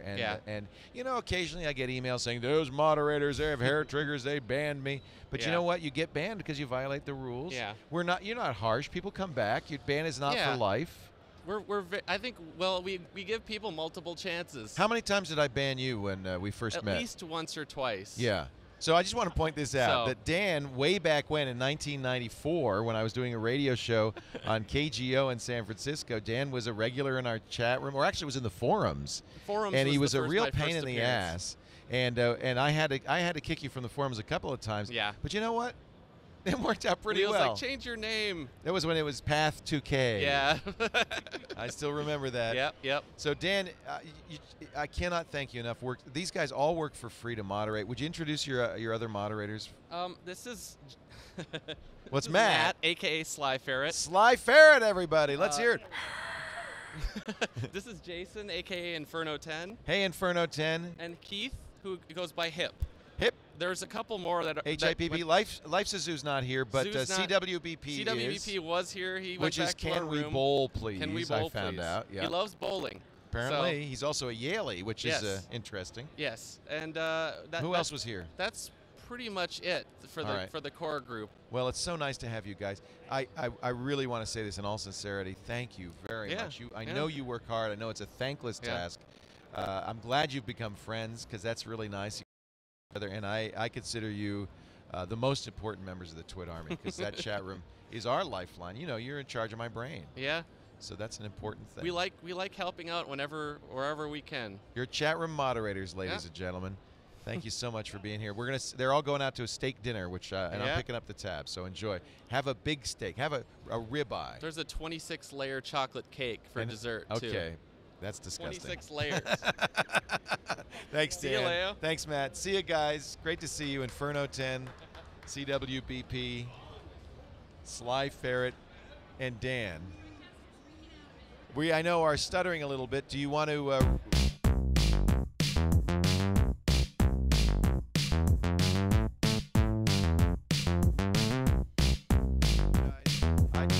Is it better? No. I think we got something in our chain. This would be a good time to sign off. What we're going to do is we're going to reboot. So we'll sign off.